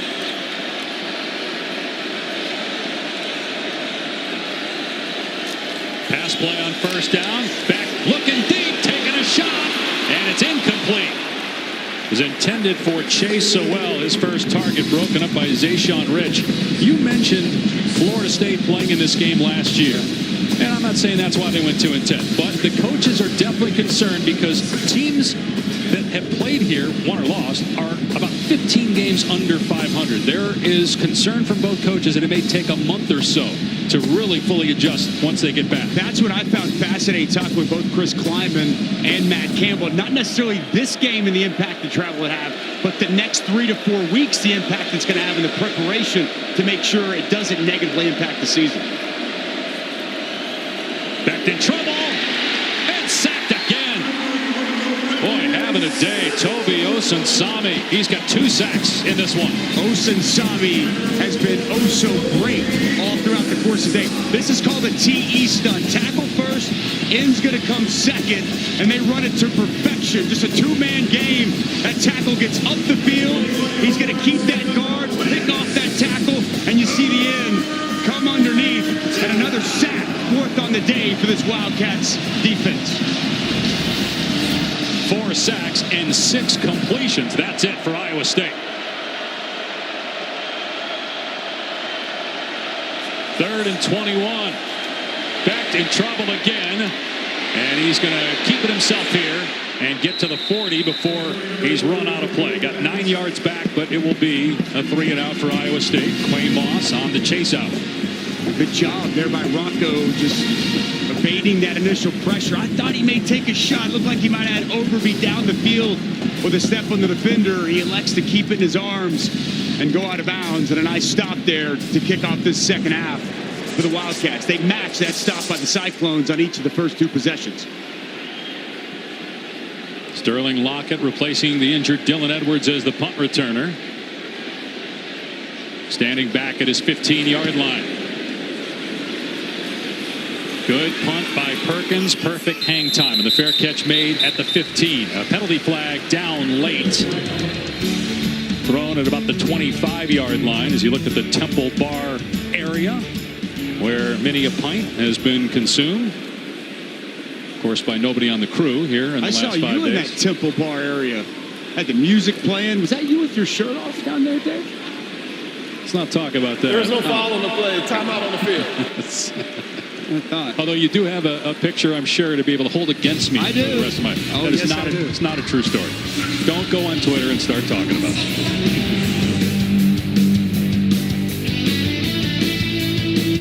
The island of Ireland. The Emerald Isle boasts some of the most prestigious and challenging golf courses in the world, attracting golfers from all over to experience its unique landscapes and designs. 6 courses in Ireland are ranked in the top 100 of the world. Royal Portrush, home of this year's Open Championship, won by Scotty Scheffler among them. Scotty Scheffler's been on a heater. Golly, incredible. Ireland is a country smaller than both the states of Iowa and Kansas as Joe Jackson gets the carry. Picks up about a yard with Caleb Bacon on the tackle. And actually, Ireland has more farms, despite being smaller than both Kansas and Iowa. Look at you. You did your research for this one. Well done. Been holding on to that one for a while. Well, also, here's another note for you. Look at the roof there of the stadium, how it undulates. Oh, yeah. The reason it's not flat is there are some houses to our left behind the end zone. You can see it there where all the stands are. Why the stands are so short. There's only a few behind the goalpost. As we've got a run play here from Joe Jackson. He close to a first down, and he did get the first down. Let me just finish that story real quick. The reason why the roof dips on that side there, you can see it on the right side of your screen, why it dips, is because the people that have those houses, while it was being built, complained because they said it was blocking the sun. Now, in the U.S., probably people would just say, sorry, too bad. Number one. But here in Europe, they say, sure, we'll accommodate you, and they changed the roof line. Well, it's added to an awesome stadium and feel here inside of Aviva Stadium. And the power power of the locals is very real here, Mr. Patch. Johnson looking, everybody covered. Now a receiver comes free. And it's Jaron Bradley on the catch. With his second target. The protection and the time, so good there by Kansas State. Avery Johnson had all day to be able to sit back there, survey the landscape of the field, and allow Bradley to come open. Another pass play and another catch. Jace Brown wrapped up and thrown down about a yard short of the line to gain by Trey Bell. That's really well done by Jace Brown. Climbs the ladder, good strong hands, go up and high point that football. A really nice season a year ago. Could have easily been a 1,000-yard receiver, over 800 yards, typically a vertical threat. We've seen him today as a runner. The biggest play in that first half, a 33-yard run, but a nice grab there on first. Avery Johnson finds another open tight end. And it's Braden Lofton this time. Johnson's in a groove. Now, gain of 17. He really is, and that's very well done. Little play action pass, zone coverage on the back end. Lofton finding open space and pass delivered on time and on target. It's Kansas State on the move quickly. 3 of 3 for Johnson on this drive. Junior quarterback, 20 years old. Now out of empty here with the shift of Joe Jackson to the top of your screen. Design quarterback run. No room for Avery Johnson. Grab to the ankles. Dominique Orange and Carson Willick there defensively. Boy, big citrus inside. Watch this man. Watch him work. He's going to fight back across. Do a really good job continuing to get up the field and create that play. Big man, all 325 pounds. The centerpiece of that Iowa State defensive line. Here's the end around pitch to Jace Brown, and Iowa State was not fooled. Tackle made by Jeremiah Cooper. Jace Brown really had the only explosive play for Kansas State in the first half, running the ball, so they tried to get him out in space there. Boy, Carson Van Dinter did an excellent job coming downhill. That initial contact, Cooper finished it off, but good team defense there by Iowa State, not allowing Jace Brown to get to the perimeter. Now 3rd and long. I'd like to see John Haycock heat up Avery Johnson, bring a little pressure.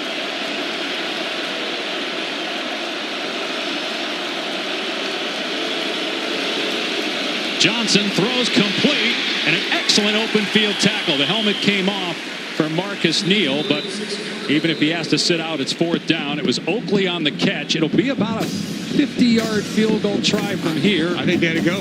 4th and 8? Yeah, I think they got to go. I think they were hoping.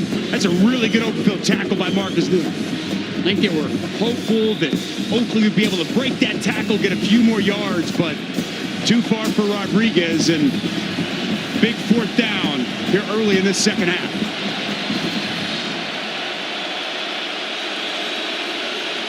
Tibbs up top. ESPN analytics say kick, but obviously you have the weather, the chewed up field. You can barely see the chalk marks. Johnson directing traffic on the move, and the pass is incomplete through the hands of Bradley. He could have caught that, and it would have been a 1st down. Could not hang on. Drew Surgis in coverage. Well, Avery Johnson did a nice job rolling to his left. He buys himself some time. Bought Bradley all kinds of time. The coverage was good. Bradley comes open late. Pass on time, on target. But a big drop on 4th down. The Clones get the stop.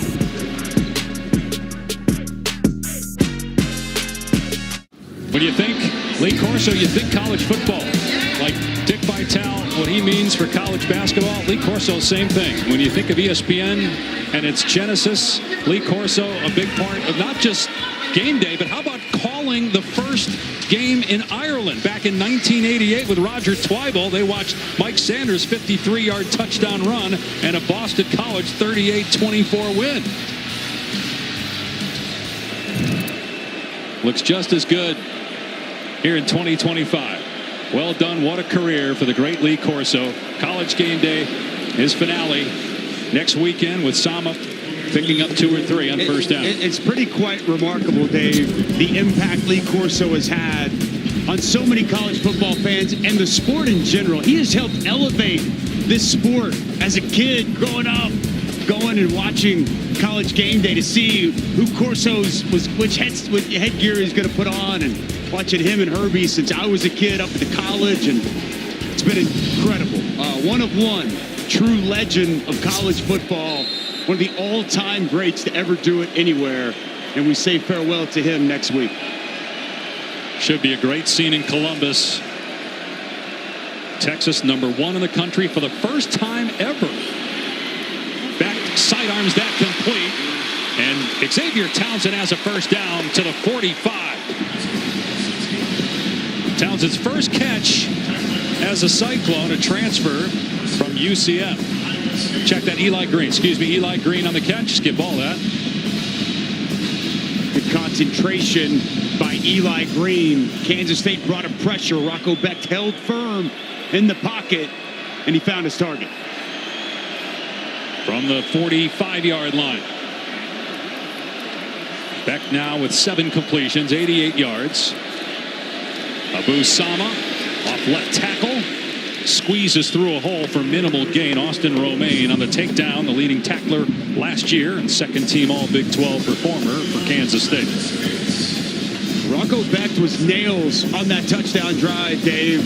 3 for 3, was flawless. Outside of that, the struggles have been real. Not all on him. There's been a couple of drops, some routes that weren't run quite clean because of the surface, but this passing game, they've had their struggles outside of that one touchdown drive.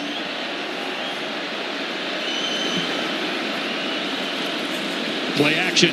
Becht in trouble. Steps away from pressure and takes off. Past midfield. And then goes to the ground at about the 48-yard line. So it will bring up third down. Boy, Purnell, so good coming on the pressure. How many times have we seen this today? Rocco, little jab step in, move to his left. He has made something out of nothing time and time again. I had sack written all over it. Now you're third and very manageable here with 4 yards to go. Well, one of the reasons Rocco Becht's teammates love him is he's as tough as anybody on the team. And a big reason why the Cyclones won 11 games, went to the Big 12 championship last year. His offensive line, give him some time. Now the play clock was winding down, and so Matt Campbell, trying to avoid the 5-yard penalty, wisely calls a timeout.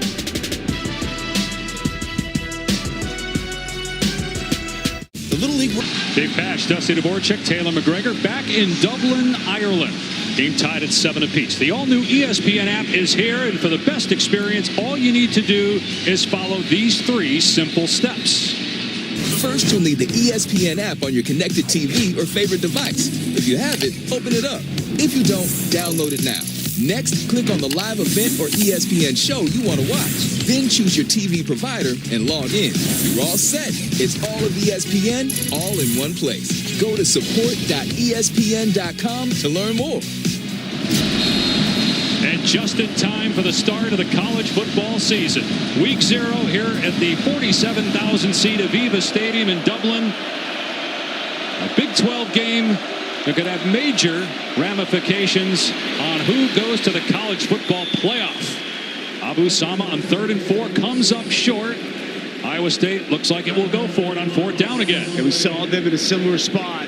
And we saw the ball kept with Rocco Becht. I'd expect the exact same here, Dave. They love to run their quarterback on 4th, 3rd, and short situations. I think this is no different right here. You get that +1, that added blocker, and we know Rocco, a talented runner with the ball. Going back to that toughness that Becht has. Not afraid to run between the tackles. 4 tight ends on your right. Play clock is down to 3. Backed on the option, keeps and gets the first down.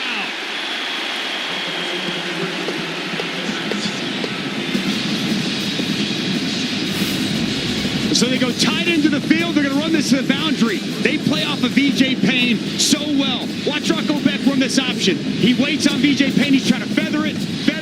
He gets one step outside. Rocco puts his foot and gets downhill and moves the chains for a big first down. Rocco Burko's parents, including Anthony Becht, former first-round pick of the Jets, spent more than a decade playing for multiple teams in the NFL. Now live in the Tampa area. Abu Sama on the cutback, finds some running room. Remember 2 years ago, he tore up Kansas State for 276 yards and 4 touchdowns. Like the patience on that run, allow those blocks to set up.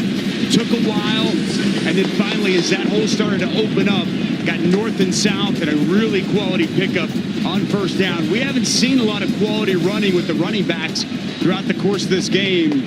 Well done on first. And it's interesting, Abu Sama has been the bell cow. He's got double the carries of Carson Hansen so far in this game. Hansen had most of those carries early on. Iowa State on the move. Sama again, and he picks up the first down, getting the edge off the right side down to the 28-yard line for 7 more yards. Good block, the right tackle. Tyler Miller got just enough of Jordan Allen to allow Sama to get to that perimeter, get to that edge. All of a sudden now, Iowa State really starting to put together a nice drive. Only had 1 field goal attempt, and that was by Iowa State, and it was missed from 49 yards. Slippery field throughout the day because of rain throughout the day here in Dublin. Direct snap to Sama, runs straight ahead, gets upended at the 25-yard line by Obi Izor. Full backside guard, bring Burkle, the tight end in front. Really just a direct snap counter to Sama. Shows that good patience once again. Wasn't much there initially, but after about a 2 count, we're seeing this Iowa State offensive line on this drive get more movement, a little more push than we've seen throughout the course of this ball game. 10th play of the drive, only 1 pass play. Maybe 2 as Becht throws it towards the goal line. It was caught, but incomplete. Out of bounds was Burkle, but what a catch as he hit the pylon. The ball arrived. Well, this was close, Dave. What concentration here by Burkle. Let's watch his foot. Where's the foot at? Foot's in. Oh, he's in. But he bobbled it, so I don't know. By the time, yeah, it's incomplete. His foot's in. He didn't catch it. He's got to catch it clean here with his foot in. I'm looking at the right foot. And now he bobbled. Yep. Didn't have it at the end. Didn't secure it all the way through the catch. I was looking at that right foot, which was in bounds, but would have been a heck of a play. Now it's 3rd and 7. Back, hoisted deep into the end zone. Caught in bounds. Touchdown, Brett Eskelsen. And Iowa State has the lead.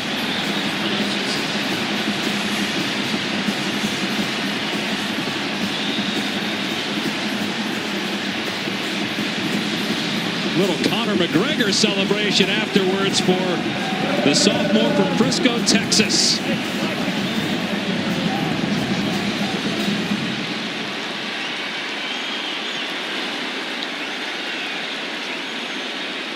Conradi on for the extra point. What a drive by Rocco Becht.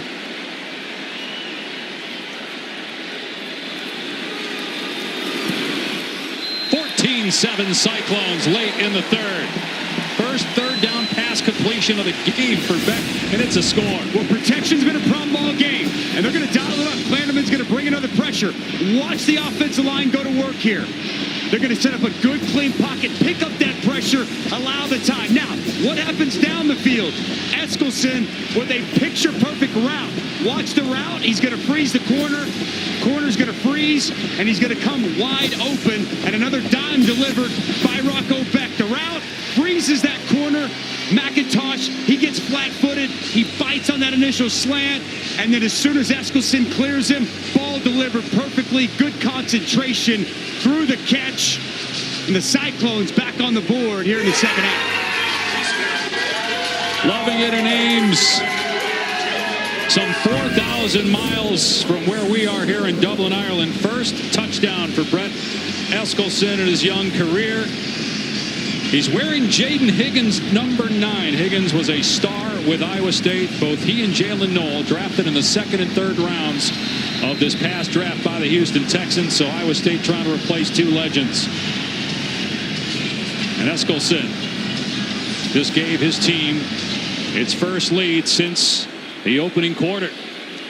This will be a touchback, so let's hear from Taylor McGregor down on the field. Well, if you're just turning into this game and you're wondering why you can barely see the lines on this field, it's because it's been raining on and off all evening. It was so bad on the sideline going into the half that both teams requested that the lines were repainted on the field. So this was them at the half painting the lines back on so you could see the end zone and you could better see both sidelines. But still, Taylor, even with that, it's really hard to see most of the field, especially near midfield. Now, the hash marks are almost invisible. We'll see what kind of a challenge that is down the stretch for these two teams. Kansas State starts on its 25. And Joe Jackson replacing the injured Dylan Edwards, hand fighting on the sideline, wrestled to the ground after a pickup of 2 by Carson Van Dinter, a walk-on. There's a flag down in the backfield. It's going to be a hold on Kansas State here, Dave. And from way in the back. Holding, number 83, offense, 10-yard penalty. First down. That's the 5th penalty on Kansas State, just 1 on Iowa State, and that is no surprise. Iowa State led the country in fewest penalty yards a year ago, and that will back up the Wildcats to their 15-yard line. Yeah, Iowa State, you see right here, kind of gets around the Iowa State defender. Bo Goodwin, I think that's the right call by the back judge.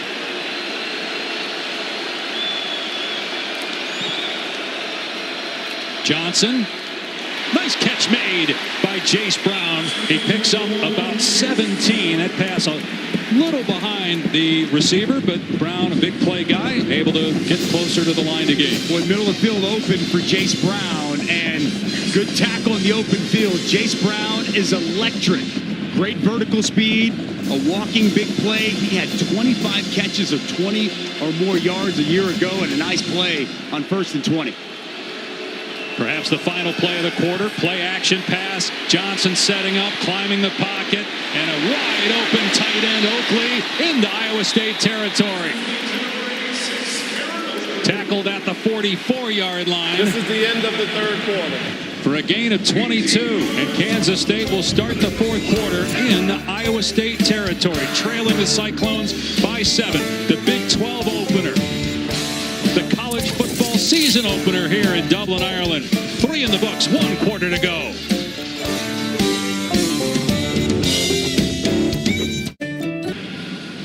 Coach, your offense has some rhythm. What will it take for them to get into the end zone? Well, we need to finish this drive. We're moving the ball, and then we're kind of having some self-inflicted wounds, which you can't have against a really good football team. So we got to remain calm and get a good drive here and see if we can get this thing tied up. And then, you know, Rocco Beck's a hell of a football player, and we've got to do some good jobs in coverage because we're stopping the run, but we're just struggling against some of their big receivers. Thank you, Coach. Dave? Well, Taylor, last year, 4 fourth-quarter comeback wins for Kansas State, 2nd most behind Illinois. Avery Johnson, 7 for his last night. Going downtown for Jace Brown. Incomplete. Brown could not hang on. Tayshaun James in coverage in the end zone.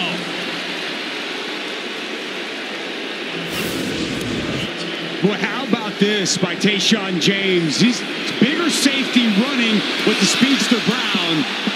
Stays stride for stride. No interference. Gets that left hand up. Right in the way, a little deflection on the pass. That's extremely, extremely well done by the Oklahoma City product, Tayshaun James. Has a fumble recovery in this game as well. Another pass play. Johnson hits Jerron Tibbs, fighting for yardage. And finally blow it dead after a pickup of 7. Big 3rd down coming up here for Kansas State. You heard Chris Kleiman say we've had good drives. They've just kind of sputtered and stalled out. Kansas State needs this one to not stall out and match what Rocco Beck and that Cyclone offense was able to do. I like keeping the ball in Avery Johnson's hands. I'd like to see him as a runner a little bit. He's been better as a passer, but boy is electric as a runner. Pumps, looks deep, got a receiver, Jace Brown, walks into the end zone, touchdown, Kansas State.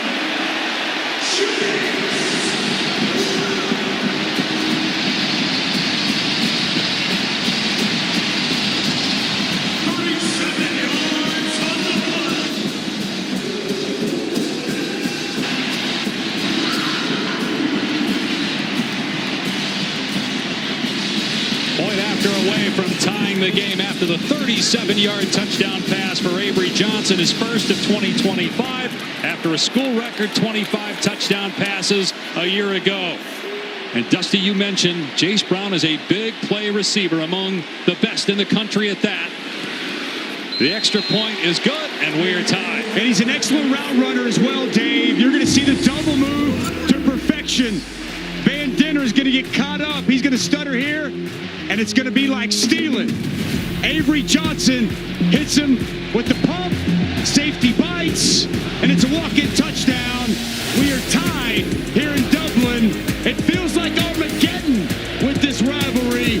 Who's going to win it down the stretch? Manhattan likes what they're seeing right now.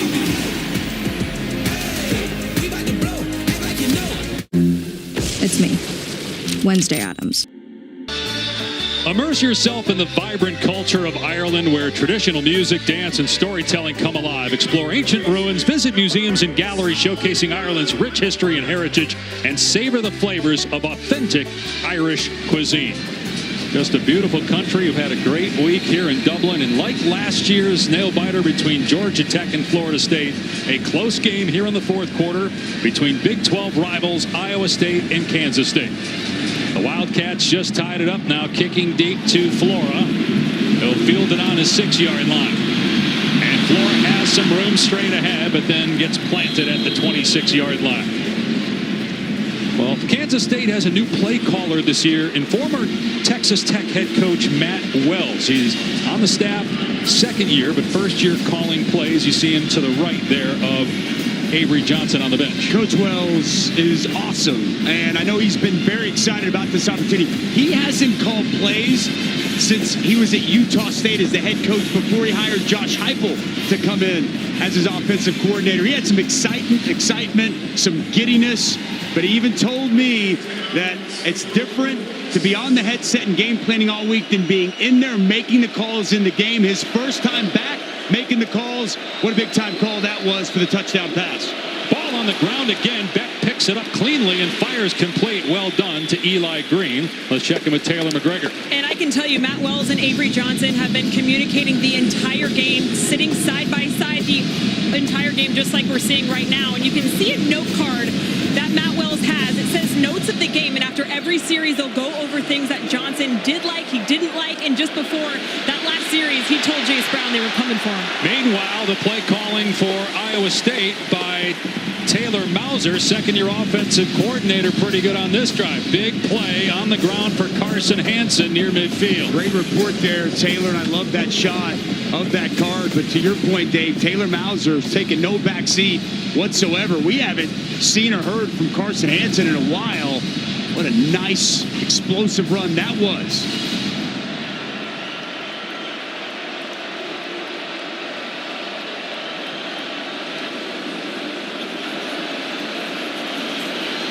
Beck's off play action, and the pass should have been picked off. It is dropped at the 25-yard line by Donovan McIntosh. It's been a game filled with turnovers, and there should have been another one there. Well, Rocco Beck, thankful for that drop by McIntosh, because a gift almost delivered. McIntosh, eyes on the quarterback.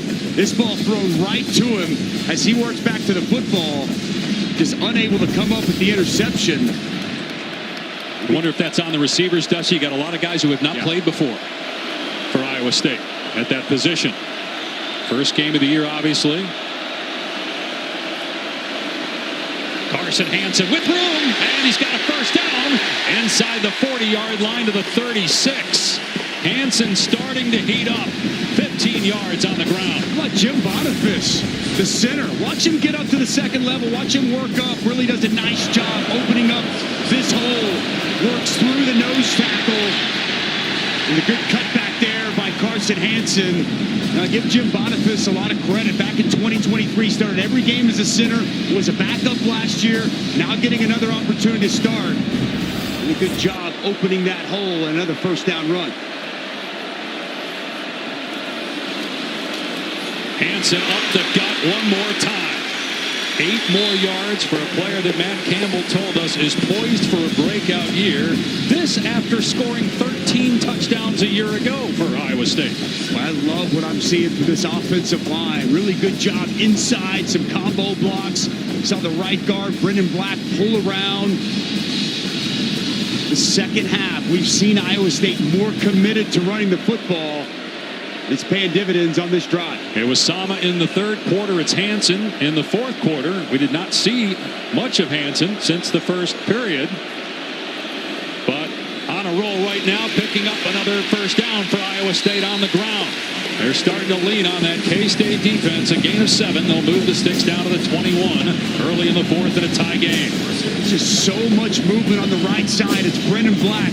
How about the redshirt freshman Cooper Alexander getting those tight ends involved? He's getting good push. Just mushing that front of Kansas State.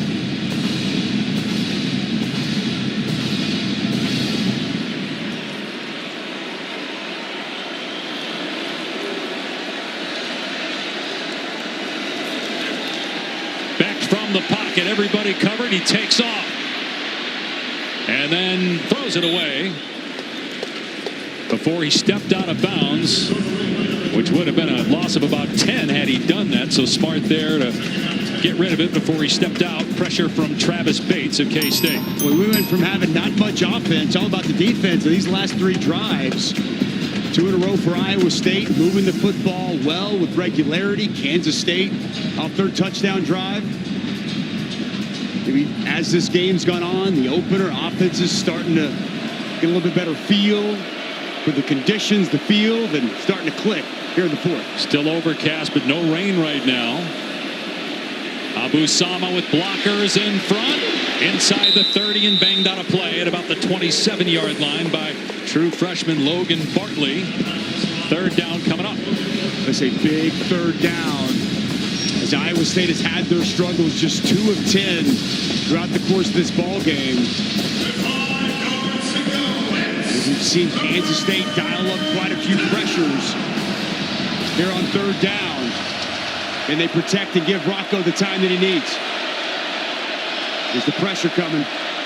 Romaine showing blitz. Check. Protection. Does Kansas State call it off? Oh, they're coming. It's picked up, though. Beck throws through the hands of Sowell. It would have been likely a first down. It was at the 10-yard line. Instead, the ball hits the dirt, and here comes the field goal team to try to give Iowa State the lead. Was Sowell was really talked about, the East Carolina transfer. He comes out of that break, he's wide open. He just never really had good footing, Dave. You expect him to be able to come down with that catch. He's open, ball delivered in his vicinity, unable to bring it in. A 34-yard field goal try. Kyle Conradi.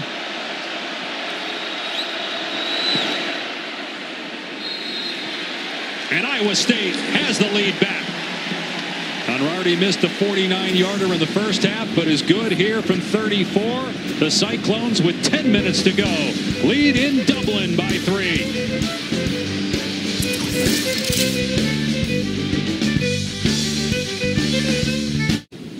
What fills the Aer Lingus College Football Classic is brought to you by Tourism Ireland. Start planning your dream trip at Ireland.com. Ireland, just an absolutely gorgeous country. We are in Dublin on the east coast of the Isle, and we're at Aviva Stadium, which used to be the Lansdowne Rugby Grounds, the oldest in the world. Kansas State this year, or last year rather, with 4 wins after trailing in the fourth. Only Illinois had more with 5, and the Wildcats down 3. They have a new field goal kicker this year as well, who has yet to attempt a field goal in this game.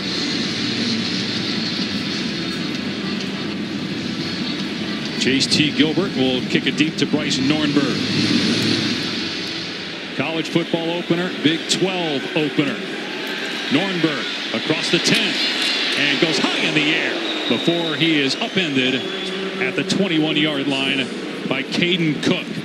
You want hard hits? How about the Street Profits, the WWE Triple Crown Tag Team Champions? They wrestled in Dublin on SmackDown last night. And our first WWE event on ESPN Unlimited is WrestlePalooza, Saturday, September 20th. When you were done in the NFL, wasn't that a potential career move for you? It was talked about. Jim Ross, a good friend of mine, he was still very involved in the WWE, but I wanted one day to aspire to work with Dave Pasch. And here we are. Pass is a little behind Chase Brown, and he could not make the catch. Jamison Patton there to help out by knocking the ball loose. They made me cut my hair to work with Hughes.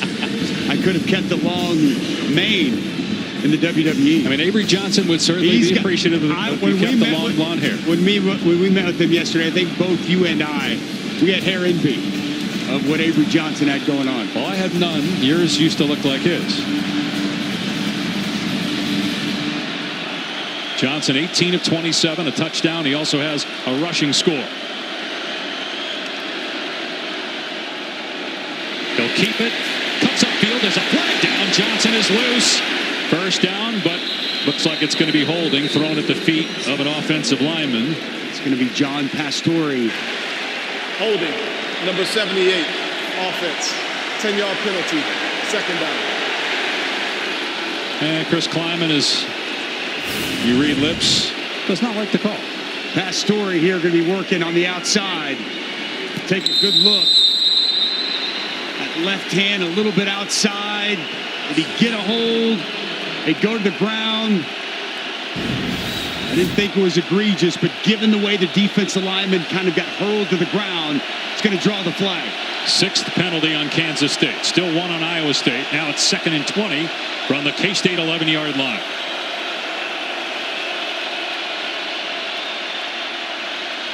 Stepping up and throwing complete.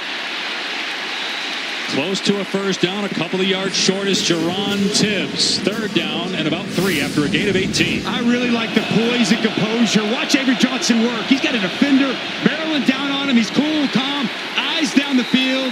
And he finds his big target, Jerron Tibbs, for a nice pickup on 2nd down. The man who made the tackle is injured, Cale Brazina, and he missed 6 games a year ago.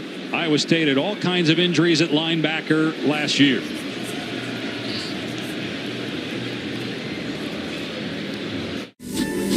Wishes come true the same. A huge development with a new rule this year in college football. If the ball is spotted and then a player on the defense is injured, it's a timeout. And now Iowa State is down to 1 timeout because of that. If that happens and there are no timeouts, it's a 5-yard penalty that was put in place to keep people from faking injuries. And on the 3rd down pass, it's caught by Oakley, but well short of the first down by Willick, bringing up 4th down from the K-State 30-yard line, and the offense is staying out there. Well, this is surprising. This is very surprising here. I would have thought that if you don't get it there, punt team's on the field, you're on your own 29-yard line, and Chris Kleiman isn't blinking. Wow. See if they try to draw Iowa State offside and not snap it. Avery Johnson's an excellent runner. They do snap it to him. He will keep it. And it is close. He got drilled right at the line to gain by Jamison Patton. Iowa State is signaling that it's Cyclones' ball. They got to put the ball down first.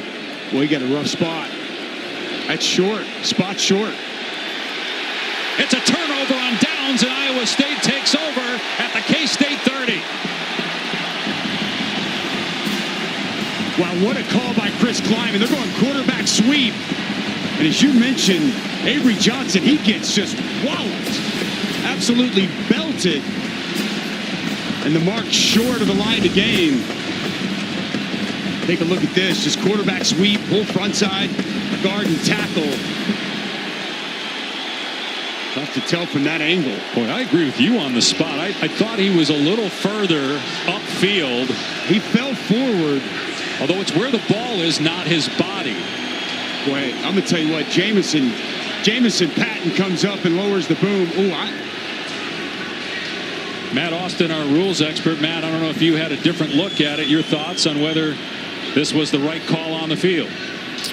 Well, I think replay has actually stopped the game to review the spot, although I haven't really seen a view of theirs which would lead me to overturn the call.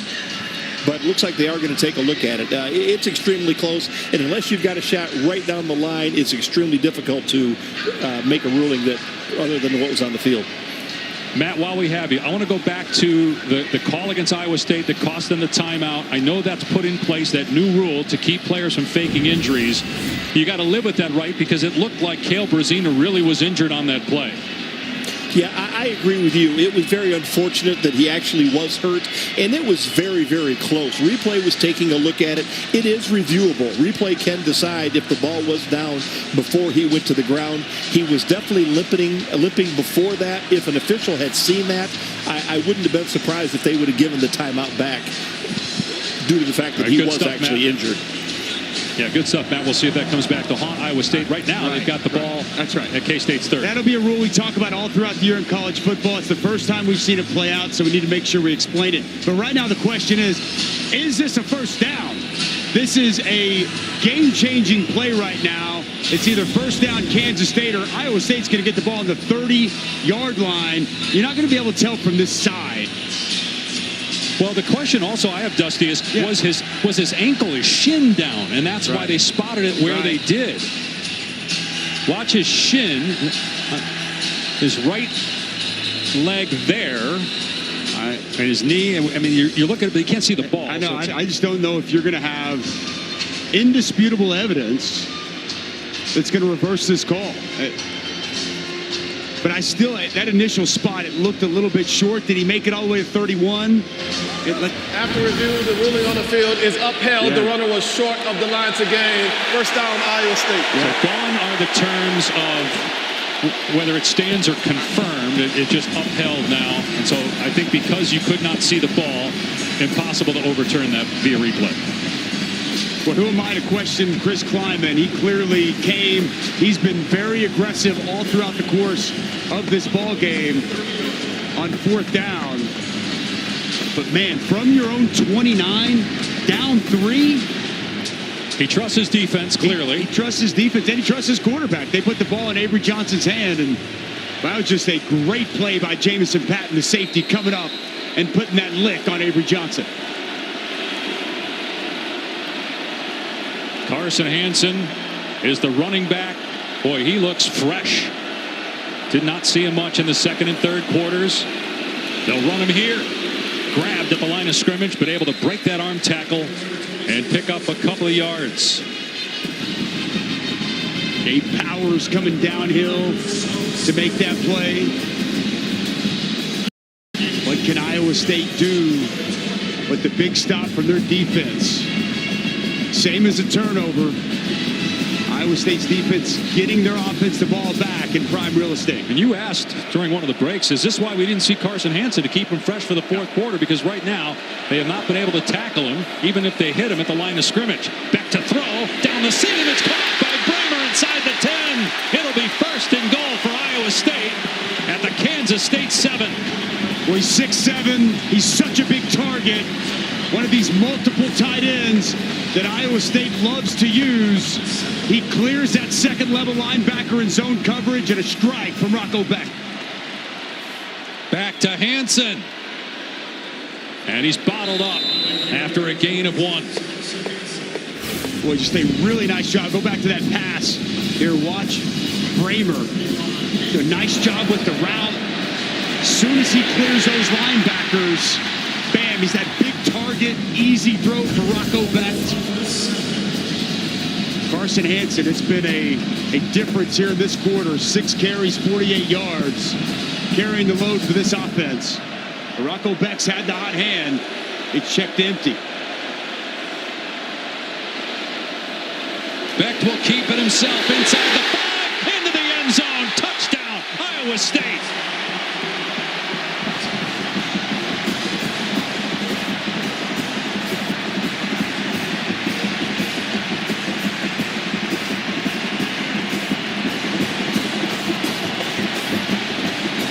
Huge score by the Cyclones after Kansas State gambled and went for it on fourth down inside their 30.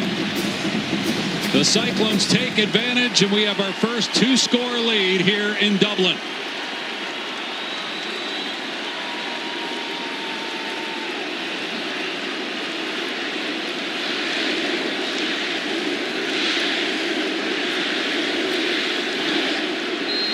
Conradi makes it 24-14.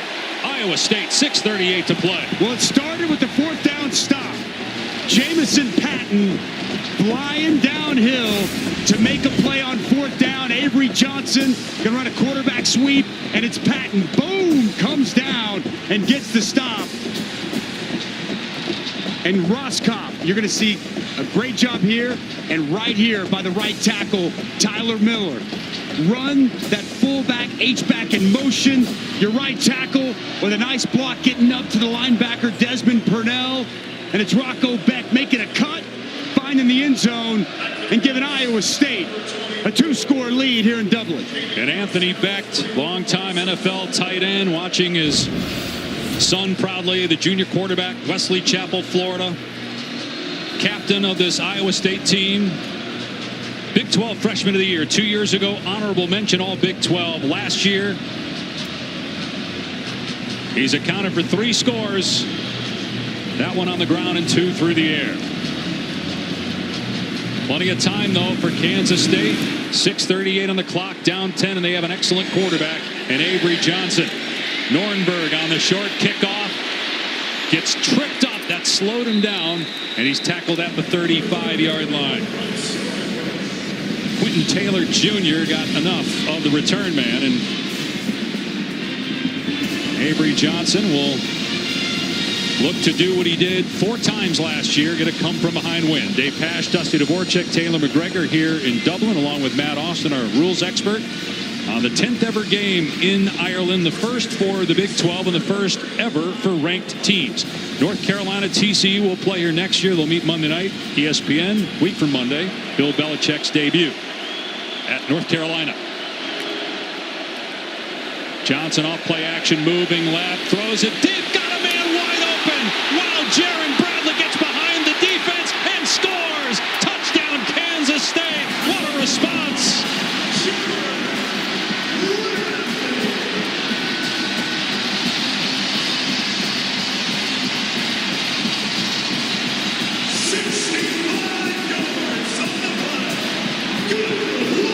One play later, the Wildcats are right back in it.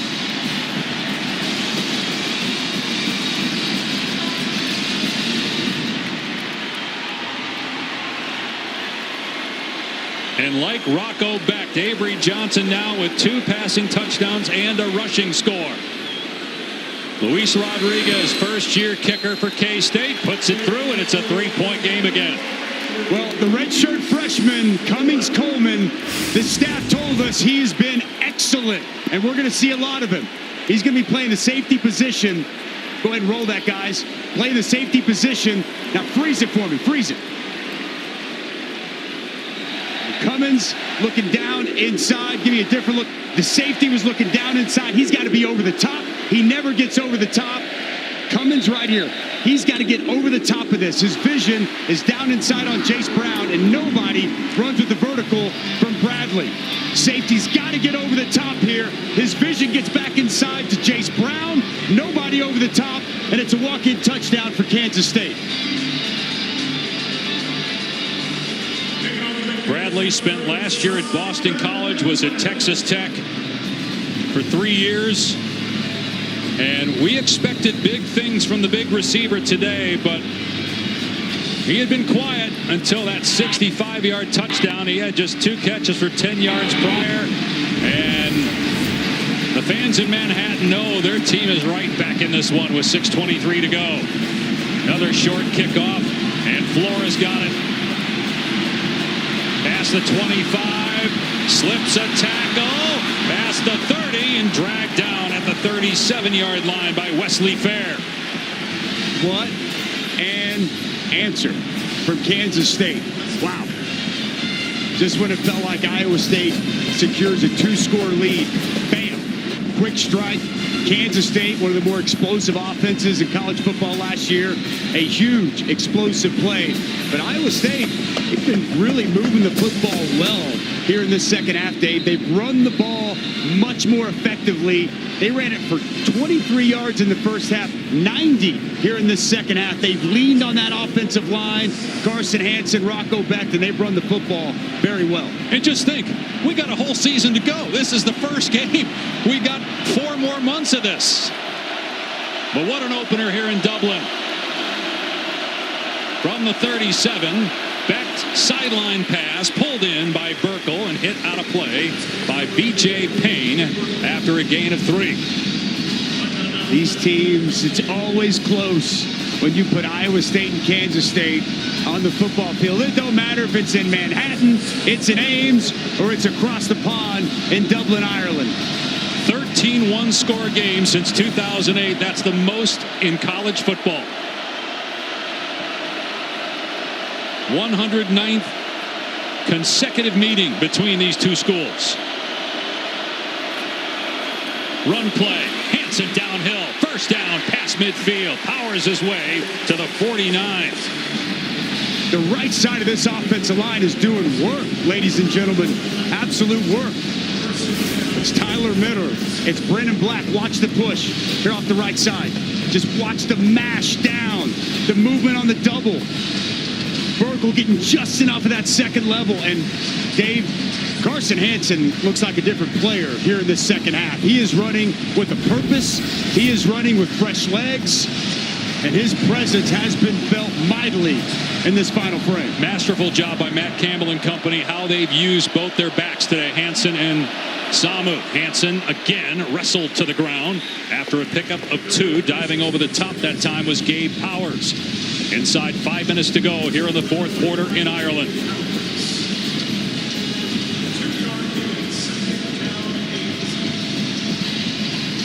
The Big 12 champ, the last 5 years decided 5 different winners. Arizona State won it last year. There was a 4-way tie. ASU, Iowa State, BYU, Colorado, Iowa State, and Arizona State played in the Big 12 championship. The Sun Devils won. Iowa State trying to get back there. A win today would certainly go a long way to determine who plays on December 6th. Another sideline throw that's caught. It's Eskilsson, who's hurt earlier on the touchdown catch, but he's back on the field and makes the catch. Comes up just short, though. Third down. Well, great to see Eskilsson back on the field. We hadn't really seen much of him since the touchdown catch earlier this half. Well, we've seen Rocco Becht's number called so many times, but really it's open playbook. The way Carson Hansen's running or Rocco Becht, Taylor Mauser's going to keep this on the ground. Heavy set, 4 tight ends in the game.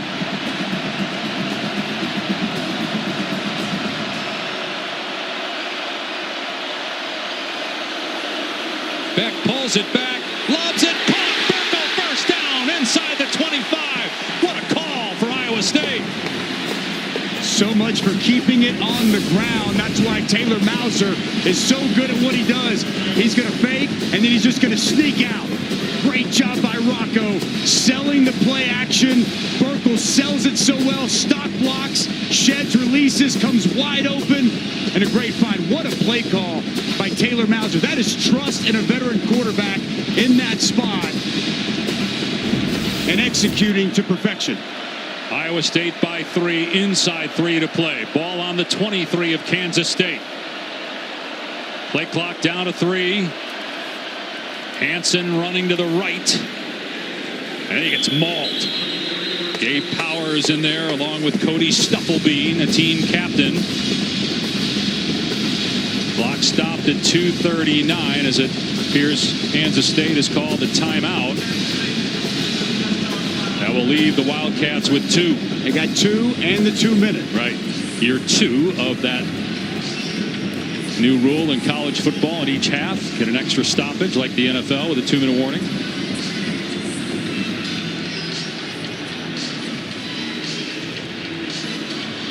The first half was all about turnovers, each team with 2. We have not had a turnover here in the second half, and the offense has gotten better. The passing game has come alive for both teams. Had a lot more scoring here in the second quarter as well. Exactly what we expected. And you're 100% right. The offenses have really found their footing, literally and figuratively. And it was all defense and some sloppy turnovers in the first half. But these offenses have really come to life, and it's just crazy. We're week 0. The magnitude of this game, the rivalry aspect, the Big 12 implications aspect, everything, so much on the line. Here's we creep down under 3 minutes to go. There's a ton of games in week 0 and week 1 that already impact who plays in the college football 12-team playoff. Miami, Notre Dame, LSU, Clemson, both on ABC. This one here today. Hansen running to the outside, dragged down for a loss on the play by Obi Izor. Will bring up a 4th down.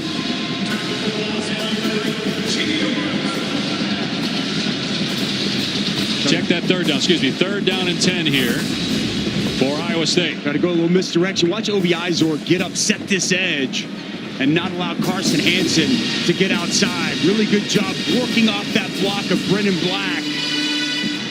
Work outside. Great effort to the football. A huge 3rd down coming up. Eskelson has been a target we've seen here throughout the course of today from Rocco Becht.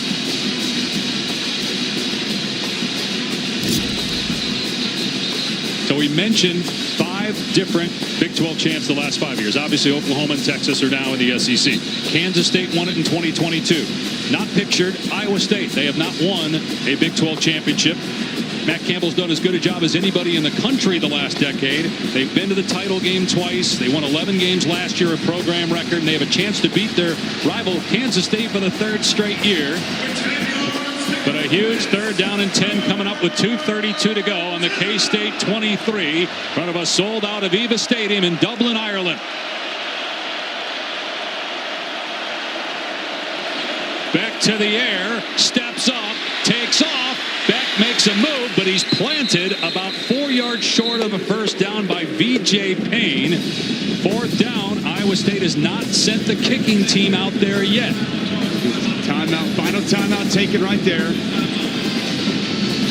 What a call here from Matt Campbell. 3 yards, you get a 1st down, you end the game.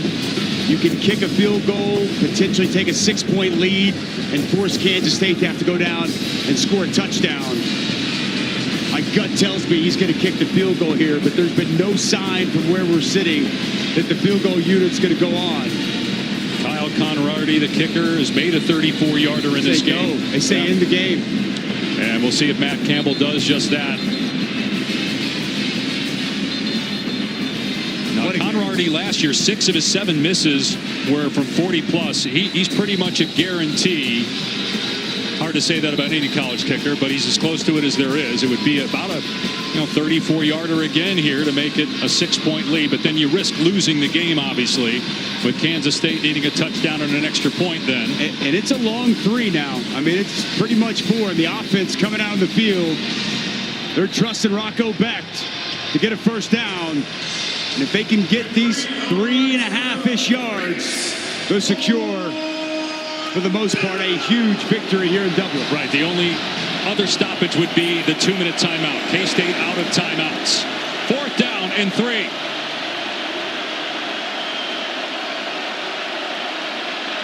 And Iowa State maybe just trying to draw Kansas State offside with a hard count, because now Matt Campbell calls a timeout.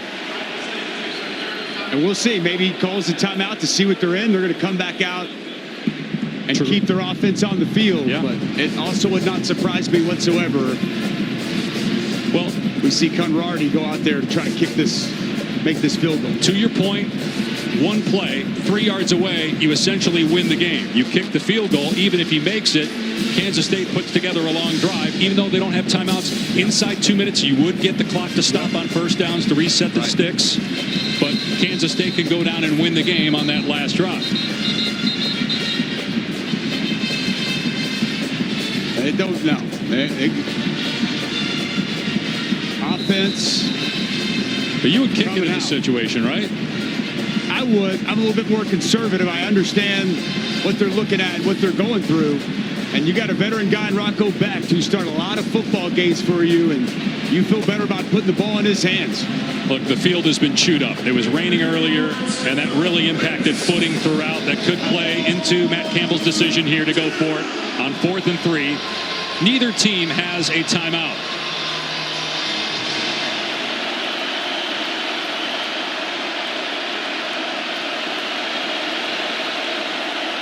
K-State acting as if it's going to bring pressure, and here they come against Beck, who lobs it, caught. Hansen got the first down. Hansen still going, dives. He's down, but he got the ball across. Touchdown, Iowa State.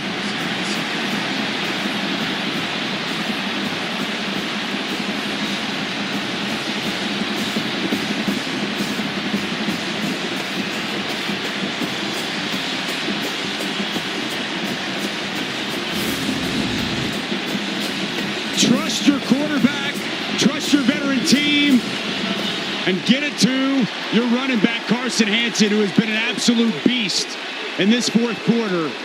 There was no doubt in Matt Campbell's mind what he was going to do. Boy, it sure looked like when he stretched that ball over. Yeah, let's keep an eye here. They're going to review this. Where's the forearm? What a call by Taylor Mauser.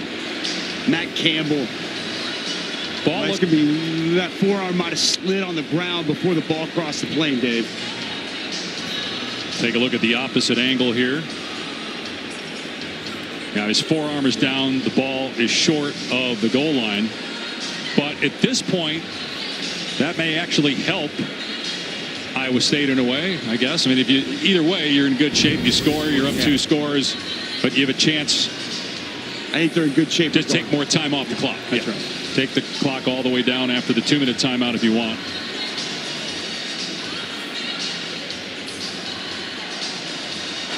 After review, the runner's right forearm was on the ground prior to the ball breaking the plane of the goal line. The ball will be placed inside the 1-yard line. It's first down for Iowa State. So if you're Kansas State here and Iowa State hands the ball off, do you let them score? Yeah, I think it's a 3-point game. A 3-point game, but you don't have any timeouts except the 2-minute timeout. You don't, but you trust your defense to get 3 straight stops. There's going to be some time. I mean, if you start doing the math, 40 and 40, there'll be a little bit of time left once you got to 4th down. How to make that decision. I mean, be just very close. If you're going to do it, you would think you would do it here on first down. Yeah, that's correct. And if they don't, then you would assume that they're going to just play defense the rest of the series. That's right. Matt Campbell's thinking about that too, as they're trying to figure out how we handle this. 100%.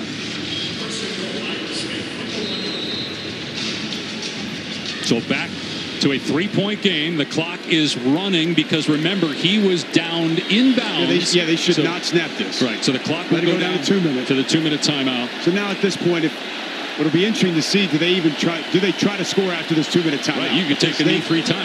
They can run the game out and the game's over, 24-21.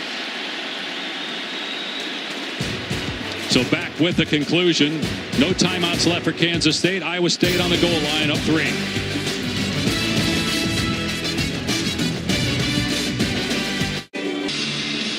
Kansas State cannot stop the clock. Iowa State on the goal line, up 3. They're 3 knees away from ending this game. You got a 40-second play clock, and they are in victory formation right now. It's got to be the strategy, right? I mean, you take 3 knees, you walk out of here with a huge, huge opening game victory.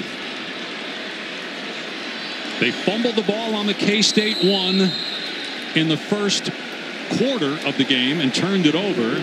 That may have played a role in the decision here to just take a knee in the game. Now Matt rather Campbell, than try to punch it in and risk turning it over. 5 of 6 against Kansas State. Huge win for him. Just the job he's done with this program, man. Now in his 10th year, the level of consistency that he's had, the retention of his players, the retention of his staff, the culture that they have built and everyone there is bought into is awesome. Absolutely awesome. And this is a huge way to start the season. Iowa State's had some slow starts to seasons in recent years. One more knee and the game is over. Well, Matt Campbell has turned down major college jobs even bigger than Iowa State. He's turned down NFL jobs to stay with the Cyclones. He's taken less money as a head coach so that his assistant could stay. Speaking to your point on retention with his great staff that he's put together in Ames, and he's less than a minute away from his 100th win as a head coach in his career, going back to his days in Toledo. He has been awesome. He is a lot. Both these coaches, both these programs are a lot of what's right in college football, but what an outstanding victory. Great ball game all the way through. You knew it was going to be a fight till the end, and Iowa State going to take a happy flight home back to Ames, Iowa after this huge 24-21 win.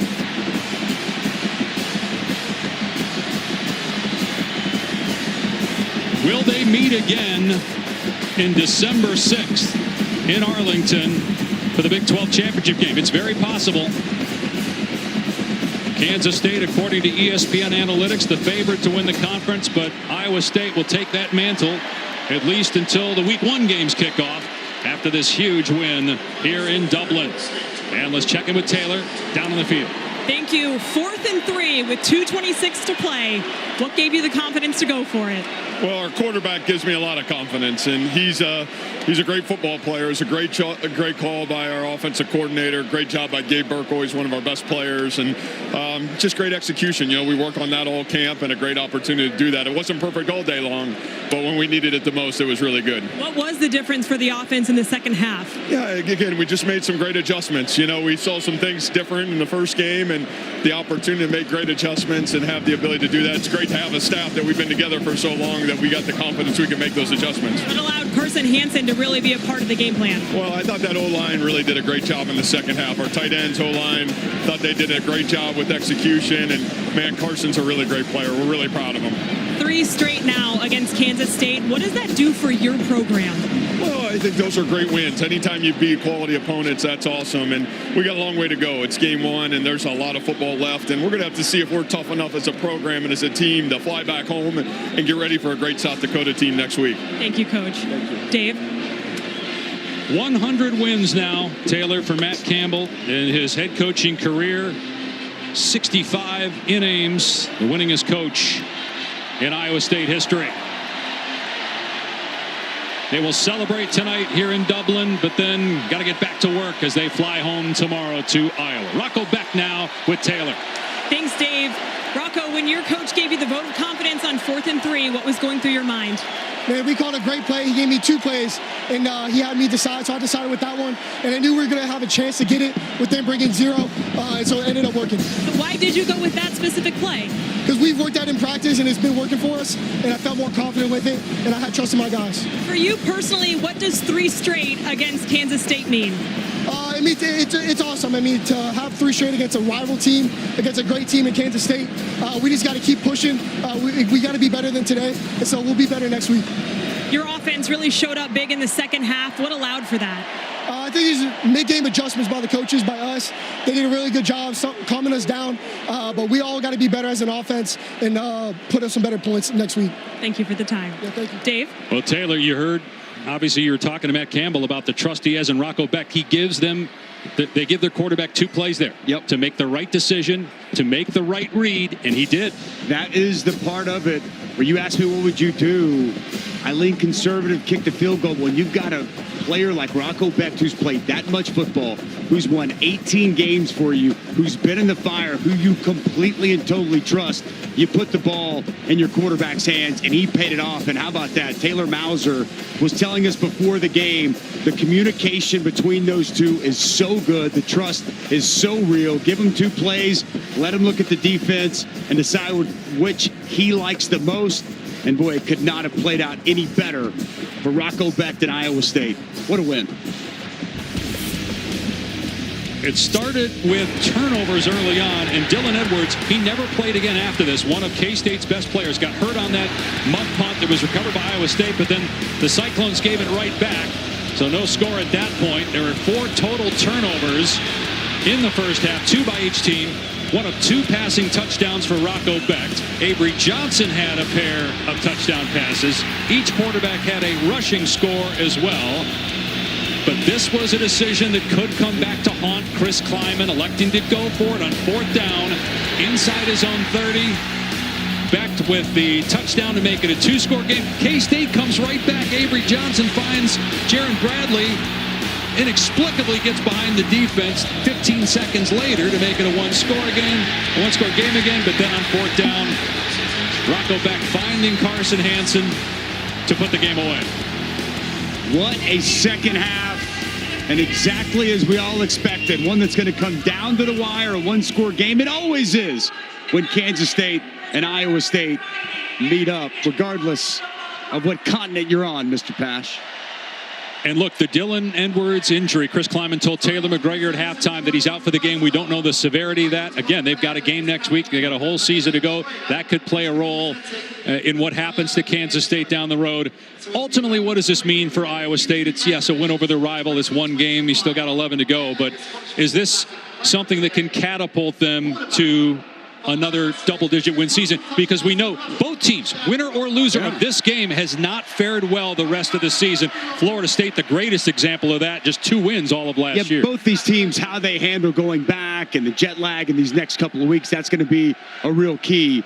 But I think that this win, can it catapult Iowa State back to a double-digit win season, back to Arlington?